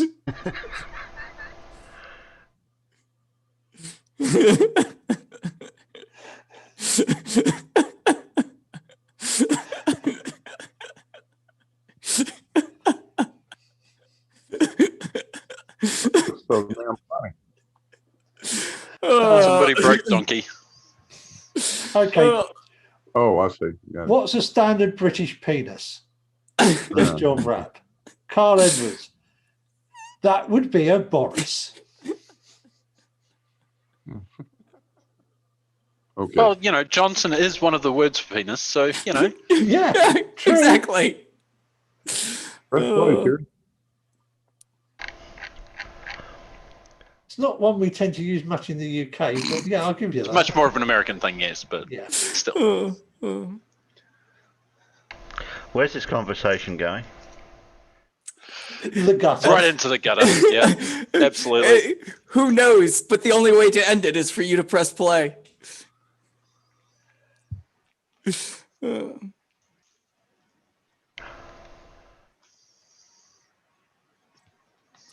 Ah, here we go.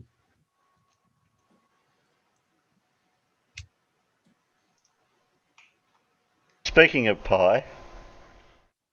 Yeah, that's why I brought it up to him. Oh, you did So I not. was thinking about this. No, you didn't. Concave earthers are a funny bunch, aren't they? Happy that the world isn't flat, but instead curves inwards. Of course, concave earth is debunked thoroughly by simply looking up. The fact you don't see any of that earth curving upwards should be enough to tell you that it's not real. However, what if one concave earther came up with something that even I was surprised at? This is a concave earther debunking pi.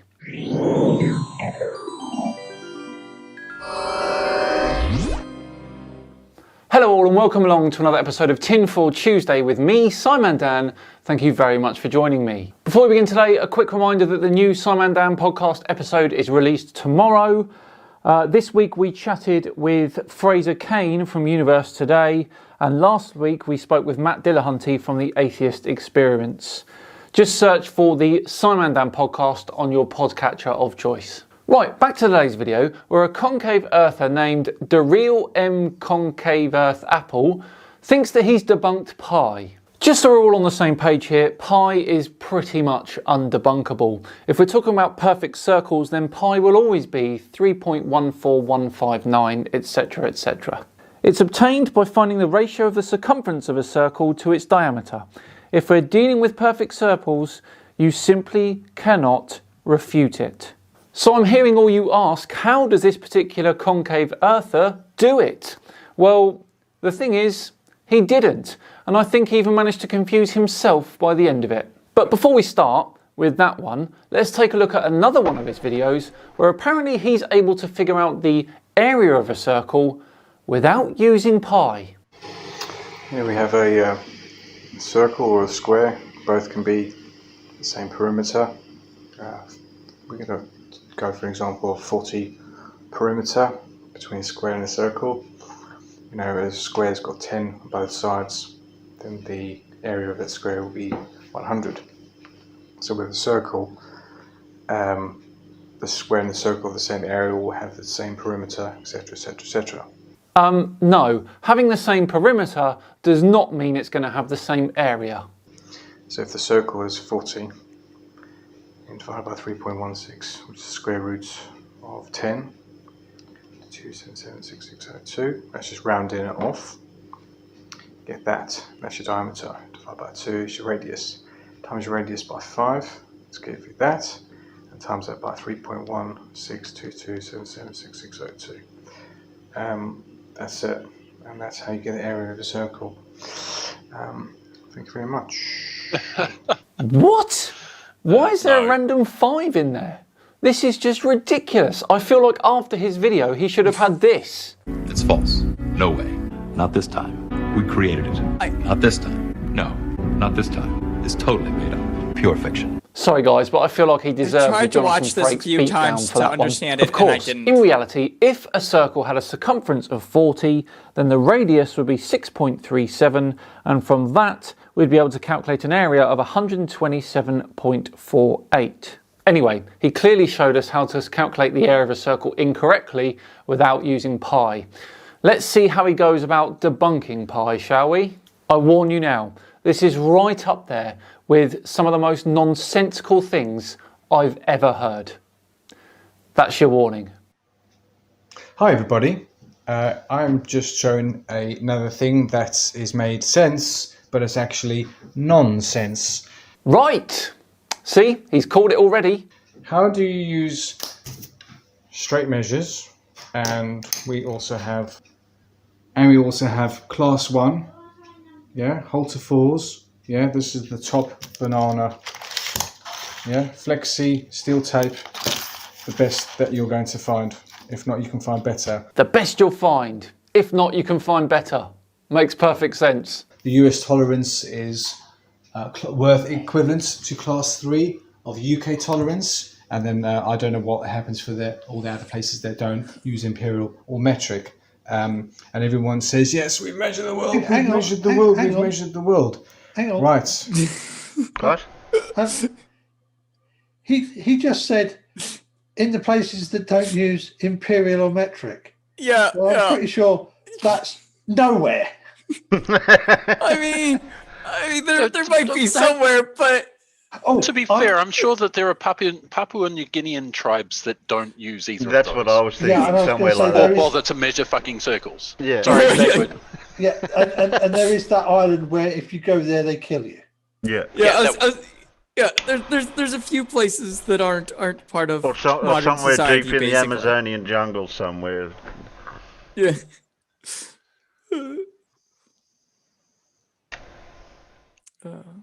Well, did they account for the curvature? Nah, they just guessed. Using the square law or where? No, they didn't. No. And we predicted, or we named the meter after a triangulation of measurements between Dunkirk and Barcelona. You get yourself a ruler, okay, and then you square up. You take measure. I tried to do it, but it blurred out too much. You measure from there to there. Stop again. And then Stop again. I thought the meter was supposedly defined by originally by it being 1/40,000th of the diameter of the Earth.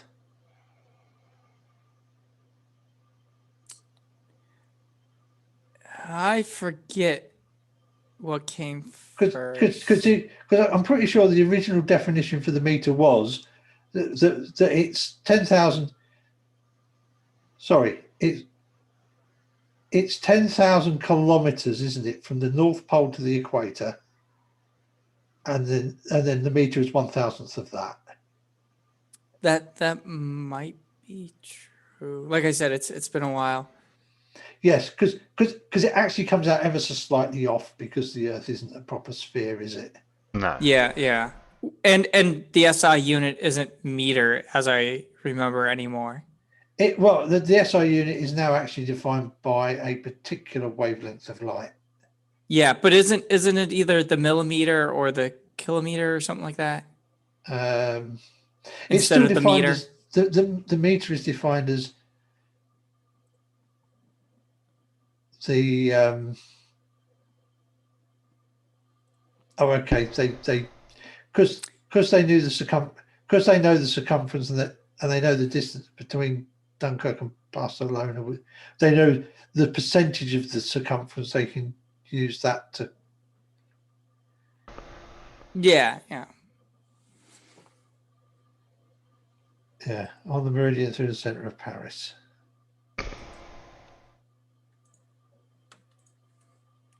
Then, So not a and triangulation. don't mock me for having a blurred thing. That's why I'm not doing an experiment. You need to do it yourself. Right, so you want us to measure a ruler with a tape measure. Okay. And then what you need to do is you get the tape measure like this. It's hard to do with one hand, but I've got. Okay, and then you get it tight. It's calibrated to 20 centimeters because these ones here don't have an end that is. You need to account for the nib, the thickness there, which is no good. So you need to get it flush. Yeah, from start at the 4, for example, and you get to the end, and we'll calibrate, and then you calibrate, and then what you need to do is how do you do it? Oh, you need to account for the curvature, okay? And when you do account for the curvature, you'll find that you get about 1 mil for every 30 centimeters. So that's. Is he genuinely bending a ruler? I really am not sure what he's works out to about, well, you do 1/3 and 1/3 of that. Yeah, you're probably looking at about 3 1/3 millimeters. That's without tolerance. So if you want to talk to me about tolerance is in a straight line. No one talks about tolerance using a curve. So even if something is slightly curved by that amount there, it's still going to, there's no tolerance accepted for that. So if all of you brain nuts out there can Stop actually... again, please. When he bends that ruler... There is a tolerance. Yeah, there's a tolerance on the ruler, but also... it doesn't change length. No, it's not going to change the length, is it? I mean, yes. He's measuring the chord. Right. Well, yeah, but that's not how we measure the circumference. We don't measure distances on the surface of the Earth by the chord. No. Yeah. It's like, if he puts the thing is that yes, when you bend it like that, you will cause some elastic stretching in the top surface of the plastic ruler. You will cause some elastic compression in the bottom surface of the ruler because it has a physical thickness. So if you have precise enough measuring equipment, you could theoretically measure a different length on the top edge of the ruler as to the bottom edge of the ruler. But given that that's only a 300 mil ruler, it ain't going to be very much given the elastic bending of the ruler. Right. Well, nothing theoretical about it. You absolutely will have a difference in the compression flange and the tension flange. Yeah. But over such a short distance, it's imperceptible, really. Yes, on something as thin as the edge of the ruler. Yeah. You do what I've done and get yourself a class 1, which is 1.1 millimeter accepted and predicted variance, or whatever word they use, for 10 meters. So it's 1.1 millimeter accepted variance for 10 meters in a straight line. So, what has that got to do with anything? We didn't invent a 40,000 kilometre long ruler and then bend it round the Earth, did we? Everything in the world is calibrated in a straight line. In a straight line. No. And then, when did we come out with the flexi rule? When did we come out with this? Did we take all this and remeasure the world? Of course we didn't. And then, yes, we say, well, the line and this. We don't use a ruler to measure the world. Oh, God. Some guy from late 1700s, word for it, few attempts or anything like that, and they came up with the distance, which was 1/1000th of the distance from Dunkirk to Barcelona. There is a rich history of people figuring out the circumference of the Earth. We didn't just take one man's word for it. And you can do it yourself as well. So, if anybody wants to tell me, he said it's the speed of light. 1/10,000th, didn't he? Yeah, it is. But the actual measure, it's definitely not that. yes, was all Because agreed it's not on. 10 kilometers from Dunkirk to Barcelona. Yeah, and Peter in the chat said that our current way of doing it, obviously not the way that they originally did it, is the distance that light travels in a vacuum or whatever, and he has the exact number there. Yes, it's because it's the exact number for C. Yeah. 1/299,792,458. There you go. Yep. I didn't want to do that. Yeah. Call me lazy. One thing. I can only remember it to like 4 decimal places. Sorry. Just on something that never happened. So if all of you could actually do me a favor and fact check this, then you'll actually find that 1 millimeter out per 30 centimeters, based on how extreme you want your curve to go. But if you're looking at a curve about that, you know what? It all depends on what shape you're talking about here. Not even But that. if I were to do that, there's 1 millimeter already gone. Yeah. So because 1 millimeter is missing from your 30 centimeter ruler when curved, you think that a larger curve, say Earth's, would have a much greater amount missing. Am I right? So if you've got variances, etc., usual Earth curve calculator, and you might find, and no, it's not flat. No, it's not flat. No, it's not flat. It's just curves inwards like that and not outwards. But wouldn't you still have millimeters missing if it was curved inward as well? Either way, even if you were to say it's a ball, yeah, of course, I'll agree with that in many, many different ways. But here's some things I don't agree with. Well, it could be a ball, and maybe we've been all wrong all along, which 99.9% recurring would say that. But if we account for the curvature, per 30 centimeters, 1 millimeter. So if you put that out for 1 meter, that's 3.3 millimeters. For 10 meters, you can do the maths, yeah? Okay? You can do the maths. What's that? 1.33 centimeters for 10 meters, yeah? And then you times that by 40,000, yeah? Not 40,000, 4,000. Wow, that was staggeringly wrong as well. There are 40 million meters in 40,000 kilometers. So you'd multiply your 10 meter value 4 million times, which would be 13.3 million centimeters or 133 kilometers.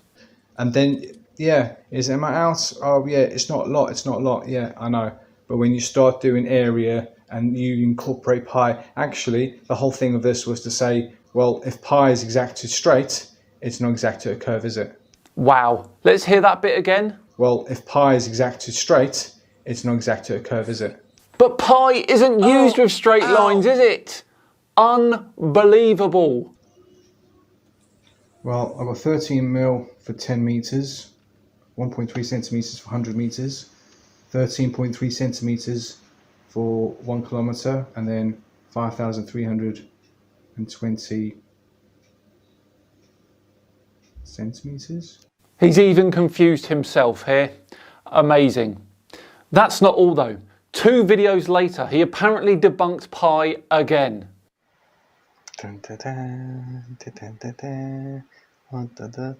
What's the difference between circumference and periphery?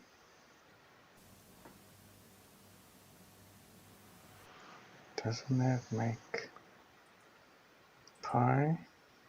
That's volume related only because it's the inner side, the inner circumference, and the outer is called periphery, which is the boundary.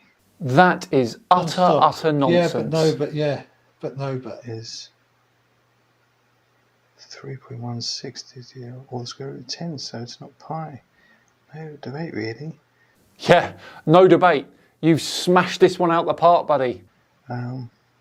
Should we just go look? Here's one. Oh.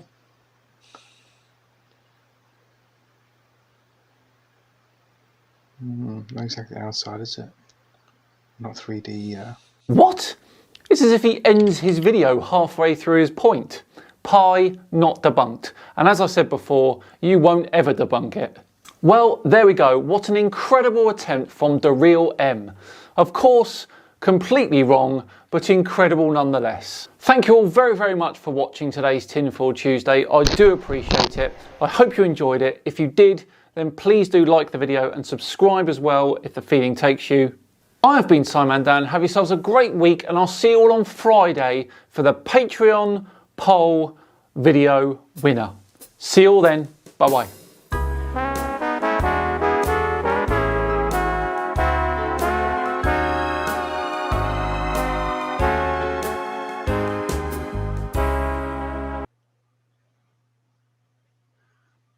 I was kind of hoping that there'd be something a little bit more interesting in that. Isn't the measurement of the Earth done from antiquity till now, with all the measurements they've done, the amount that they were out wasn't a great deal anyway? Was it within the 100-kilometre mark or less? The initial one was I mean, it was very precise for the time, but it was off by quite a bit, and then it has been refined more and more since then. And I don't have the numbers in front of me. And of course, some people thought it was a lot smaller than it really is. Right. So some people being some Portuguese bloke called oh no, what was his name? Well, he thought the top was really small and the bottom was really big. You know, like a pear. If you're talking about the same. I'm talking about the sailing bloke. Yeah. Magellan? No. No, not Magellan. The dummy that we have a day named after here in America. Columbus. Yeah. Oh, Columbus. Okay.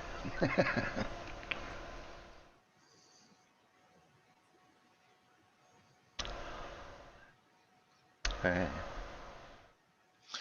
Yeah, the measurement done by Eratosthenes was very good. Yeah. Like, between plus and minus 1%, depending on how big a stadia is.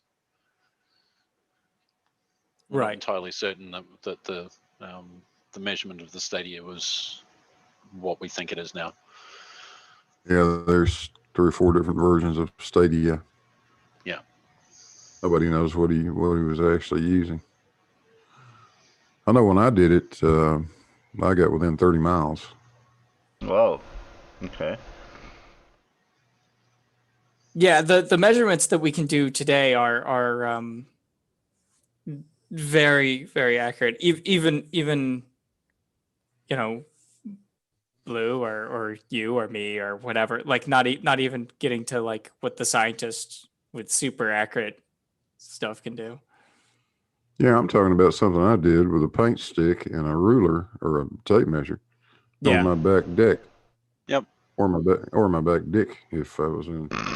If you were a Kiwi. Kiwi man. Yeah. Yeah, but the accuracy of the measurement is even more enhanced by giving the southern hemispherians the measurements we give you with the stick as well, not just the northern hemispheres. Yeah, you'll get the same thing. Yeah. So I have an actual legitimate challenge to the value of pi. Okay. It doesn't apply in the real world because there's no perfect circles, and it would only work in uncurved space, and we know we don't have that. Yeah. Apart from that, I mean, there's nothing wrong with the calculations, and space is effectively uncurved for most of the uses we put it to. So. Yep. And yes, Hans, Columbus, who never visited any part of the USA. Yes.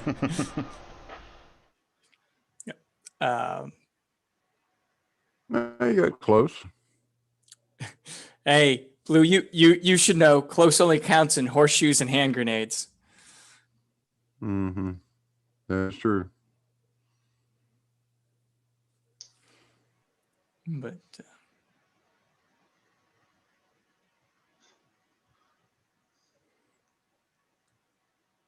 well, I might leave that one.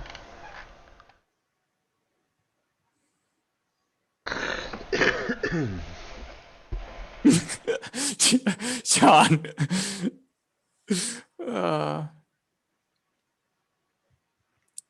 Quiet. We don't want YouTube flying. He's nearly covered everything there.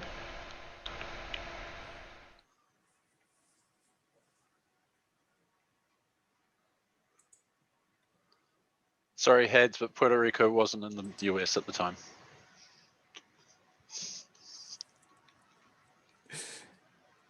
Yeah, and I mean it's only a territory even now, so yeah, I mean, it's not a state.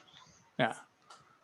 Although apparently they want to make it one, but hey, it really should be one. It and Guam should both get statehood, if you ask me. Yeah, Hawaii is, so why not the other islands? Well, some of the islands it makes sense that they aren't, because we actually have quite a bit of island territory. But those ones are populated and have close enough to statehood that it would make sense giving them statehood. What about the east half of Samoa? From what I understand, that it's a bit of a different situation. You also have still the Virgin called American Islands. Samoa. Come on. Yes. Yeah. It's a territory, but I mean So there's 4 different categories, and each one of them are supposed to have different situations set up or whatever where they may, that they are, but not all of them fall into the category that they should. And some of them are territories and should be states. CGP Gray did a pretty good video about it a few years back. I could point you towards that. But yeah, I mean, if you're gonna go to all of our territories, like I said, I think we have about 50 island nations that are territories. One of which is not even populated, but is not in the unpopulated, ungoverned section. Like I said, some of them are really weird. DC is not a territory. DC is a district, so it's in its own goofy thing. Yeah, but that one is also they're lobbying to make it a state. Yeah, or at least give it equal representation, which And whether you it's get a representation state, by being a state, yes. yeah, but they're looking to do it without giving it statehood, because it doesn't actually need statehood, because it is a section off of 2 other states. It just needs, because it has some of the representation, it just doesn't have all of it. Like I said, DC is kind of its own goofy thing. Because it was designed originally not to be a place where people lived. It was just going to be where government was, but it's no longer that. Yes, but the people that live there are all related to government in some way, shape, or form, whether it's actual governance or supplying services to the governance. No. You also have a college that's within the district that has college students that live in the area. You have families that live in the area that do not necessarily work for the government, or I mean, they might. Oh, bye, Alan. Alan's supply gotta the go. government in sense that they work in the area, but yeah, it's DC has grown way beyond what it was originally intended for, and so there's all sorts of goofy stuff with, like I said, with DC.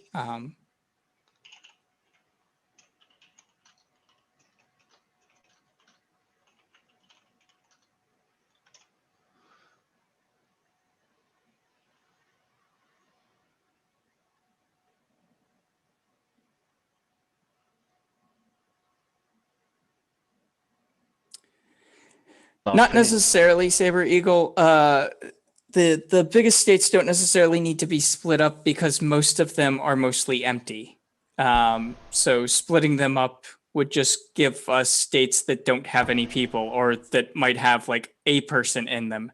You know, like you have Montana is one of the largest states, but it has more buffalo per square mile than it does have actual people. So most of well, that's what they did with states out Western. west. That's what they did with Western Australia over here. It's nearly a third of the continent because there's no one living in most of it. There's nobody there. Yeah, yeah, no one there. Yeah. But you can't use the animals per capita measure, because there used to be 30,000 sheep for every person in New Zealand.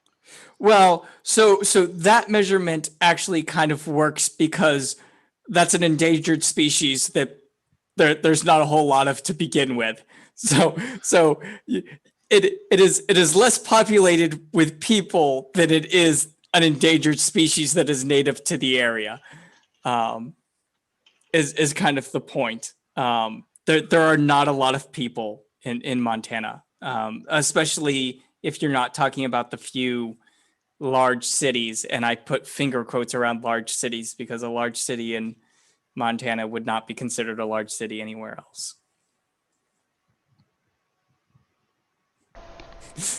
Our territory is bigger than your territory.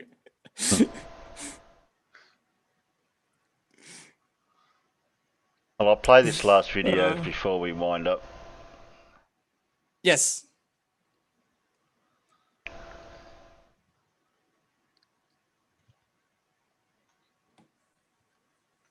This one's from, well, I have to play Wally's video for a change.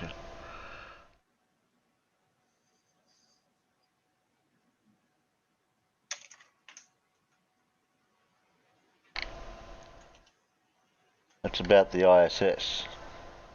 Something to do with a camera.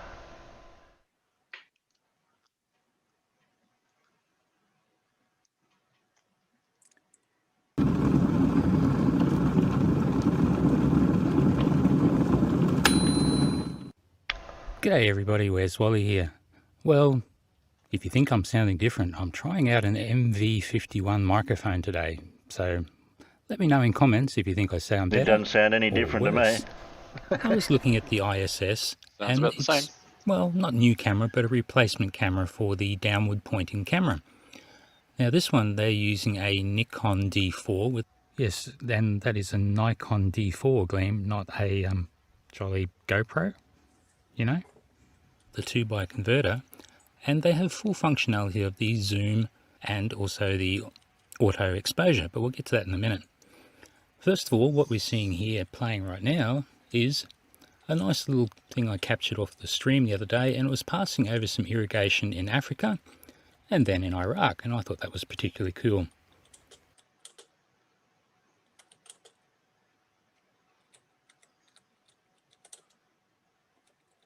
Should have been a P1000. I was going to show you this real cool nighttime pass over Kansas City. I wouldn't and have I was going to Slurpees show like you that how if I that went was about the matching case. it up just to prove it to myself that it was Kansas City. But just now I was listening to Brandon's show and all the pinata of excuses going on there, and they were talking about the ISS, and I heard this guy confirming that for the last 24 hours or so there's not been a cloud in the sky. It is so nice here down here. I'm not too far from there, a few hours, but it is so nice. There ain't a cloud in the sky. It's the clearest, most beautiful weather. I just got done working. The current water temperature at Lake Pontchartrain is 53 degrees. Damn. Oh, that's Celsius. No, it's in Fahrenheit. And the air temperature is 61. There's your temperature inversion. So I went and had a quick look at Julian Danz's excellent website, and he had a nice recording taken straight from the feed from the ISS, and it was showing the ISS passing from New Orleans. Well, if that's New Orleans down there, then that dark patch must be Lake Pontchartrain. How cool is that? Oh, Gleam, that's not a boat in the middle of Lake Pontchartrain. I think you'll find that's a hot pixel. You know what they are, don't you? No, he doesn't. Over Atlanta.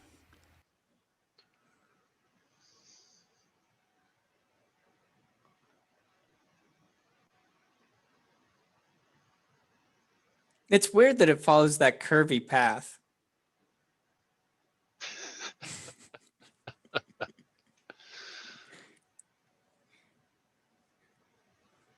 You know, I mean, if the world is circular and not a globe, that path is kind of weird.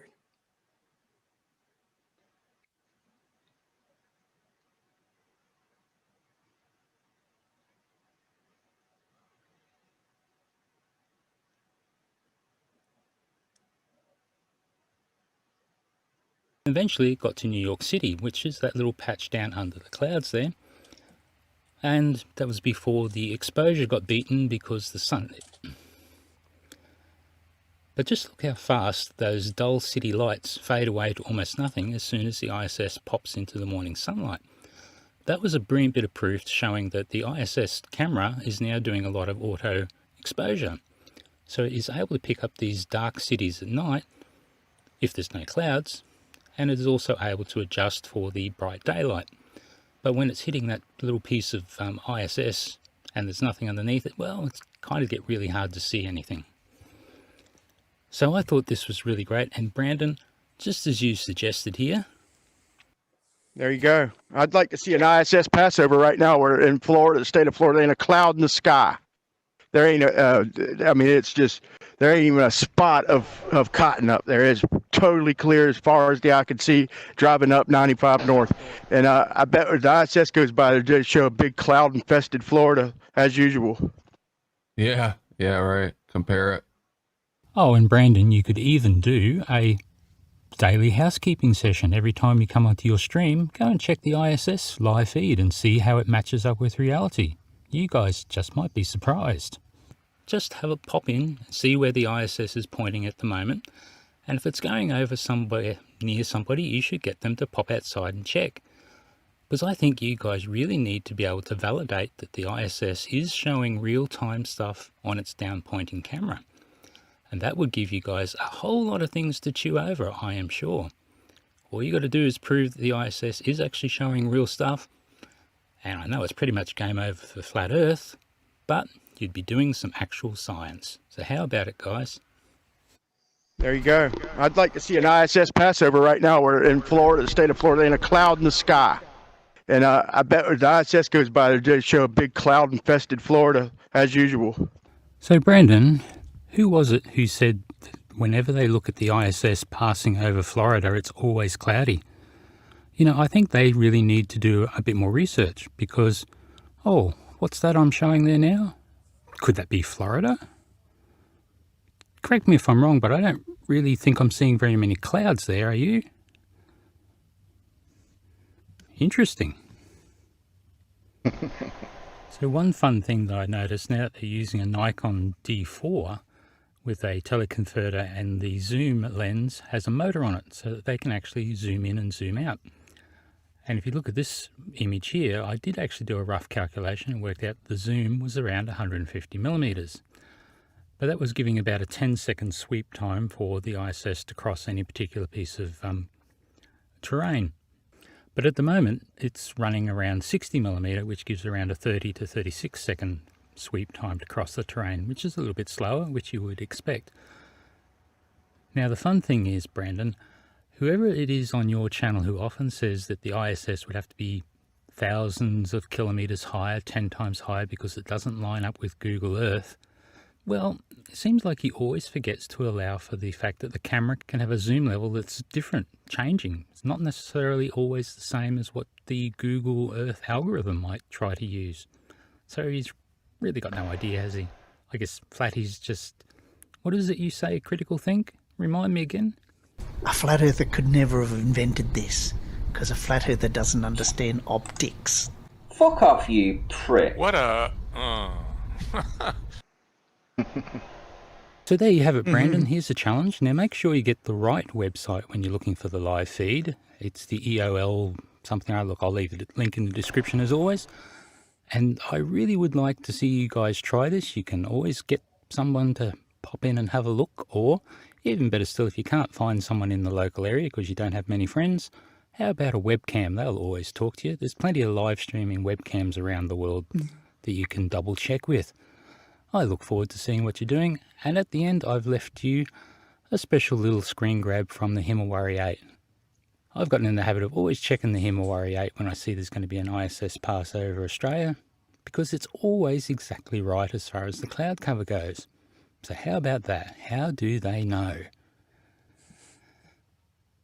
Okay guys, I'll leave it with you. Now enjoy the rest of this pass of the ISS over Australia, and it ends up at the Gold Coast in southeast Queensland, which is kind of special.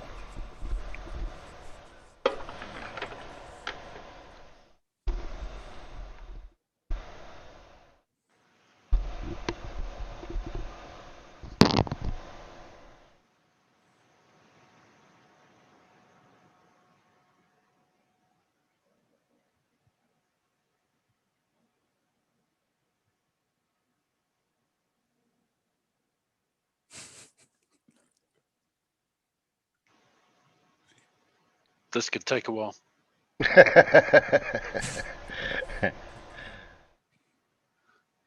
Where's all the green? Yeah, we're nowhere near the coast yet.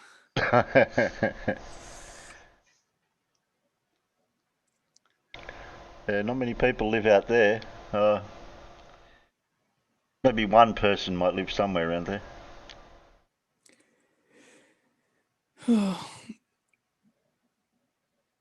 What are we supposed to be over? Heading sort of northeast towards the Gold Coast.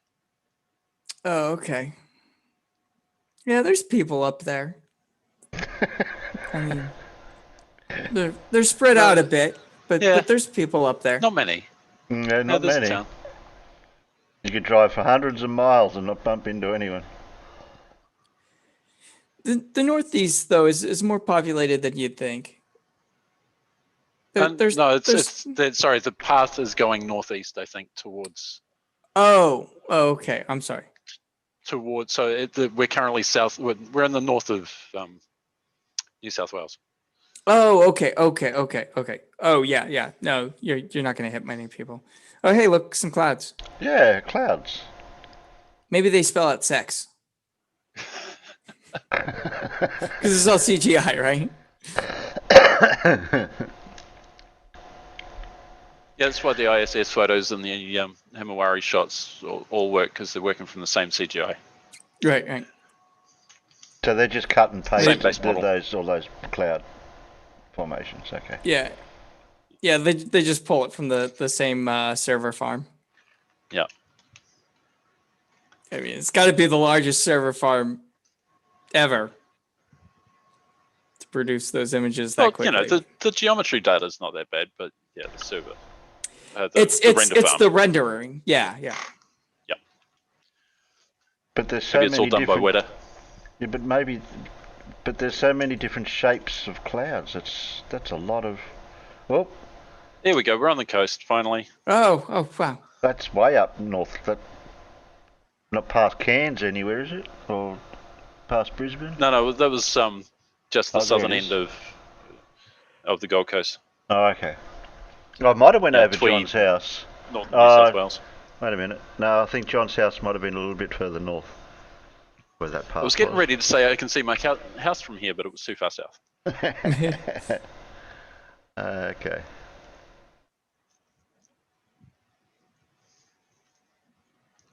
But you'll note that the strongest piece of evidence given by the flurfs in the clips and that was, I reckon it would, not it does. Yeah. I think that if you were to go and have a look at it going over Florida right now, it'd show something that isn't real. Okay, well, we know you think that, but what actually happened? Yeah. Well, it can't do that. Why not? Because that doesn't make any sense. Okay. Can you prove that? No, but it doesn't make any sense. Yeah, it doesn't make any sense to me, so therefore it can't happen. Okay, but we can show you it happening. No, you can't, because it can't happen. Okay. You'll never hear a flurfer go on one of these shows at night when there's an ISS passing over, and they have their camera phone out and go, "Oh look, there's an ISS passing over, just like it predicted." Yeah.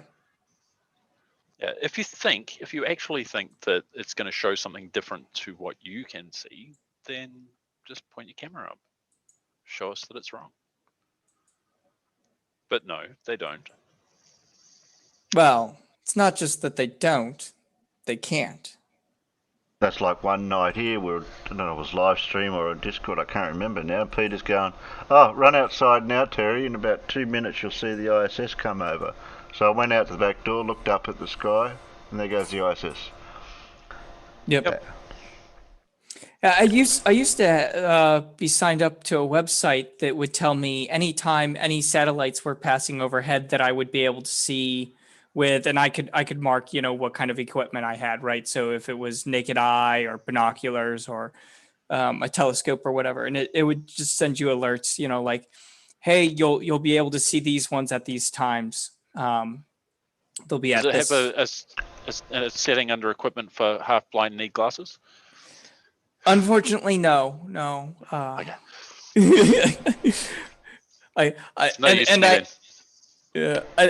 don't use it anymore, so I don't know how it is, but yeah, I mean, it was really cool. And you get notifications all the time because there's a lot of satellites. Yeah. So. Well, we've been going for 4 hours. I think we might leave it there. Leave it on 4. That would sound good. I'm a bit tired, to be honest. Right. No, we'll leave it there.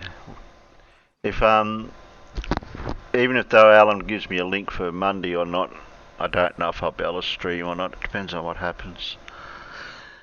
So that'll be my daytime, your nighttime. Yeah, it'll be your nighttime. My afternoon, evening. Yeah. I'll be at work. Well, some of us have to earn money. Yeah. Well, it's my weekend, so, you know.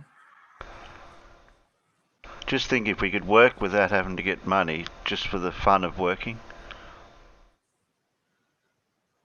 I don't think it'd catch on.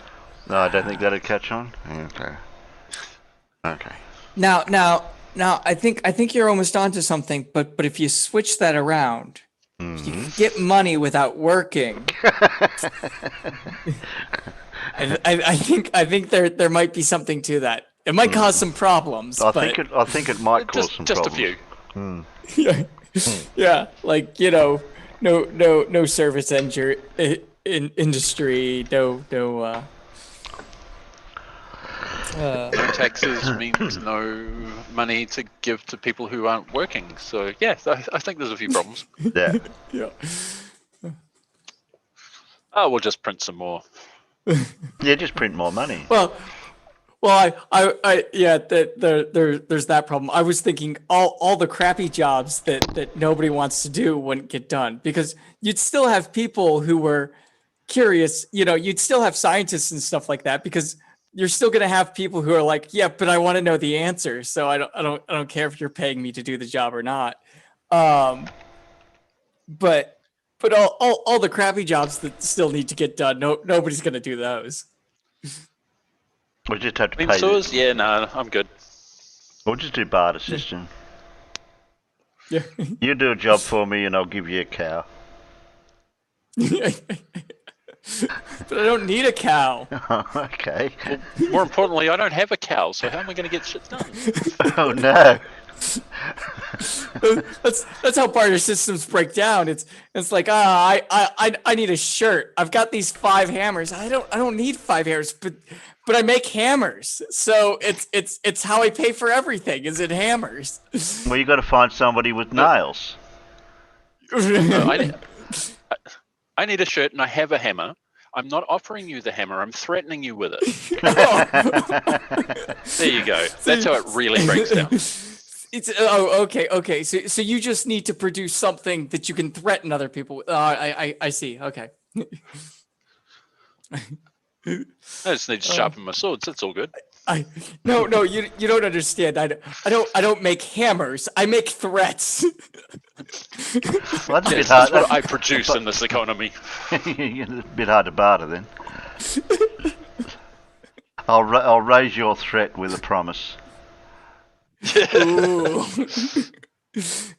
I'll raise your promise with a warning. I think we might need to formalize the grading here. Okay. Okay. So what's the value? You mean the value, like in the value? Yeah. Yeah. Because I'm sure that threat should be at the bottom of that list. Definitely, we can all agree on that. But yeah, we need it. You need to equivocate the how many warnings to a threat is equal to. Oh, okay. Yeah, now we need spreadsheets. Does anybody do spreadsheets? Oh, It's me. Yes, I do. Oh dear. Oh, I've just said And we're goodbye back in to role playing again. Yeah, I know. I'll hit you up sometime another day, you monk, and we'll work this out, and then we'll present it to Terry. Okay. Yep. Okay. Propose Donkey, it as say the new good. Say economy. good. Donkey, say good night, Peanuts. Good night, Peanuts. Thanks for coming, Donkey. Thanks, Monk. Thanks, Big Blue. We had Andrea Hubble, Carl, John Stock turned up. Dave Cannabis, the Beagle. Dora. I've got to scroll. Who did I miss? Carl was out there. Hads. Little Wolf. Peter Hankington. Professor Bell, obviously. Steve B. O. Stu. Yeah, Professor Phil dropped in. Who else? I'm missing somebody. Dave. Did you say John Rapp and John Stock? Milkman Dan. Milkman Dan is probably have to wait another 2 hours before he sees the end of this. We'll give him a premature goodbye. Yeah. All right, guys. May or may not Monday night, or you know what's going on at the moment. Just wait. Watch this space. All right. Well, best to you. Night Peanuts. Night panel. Night. Night, everyone.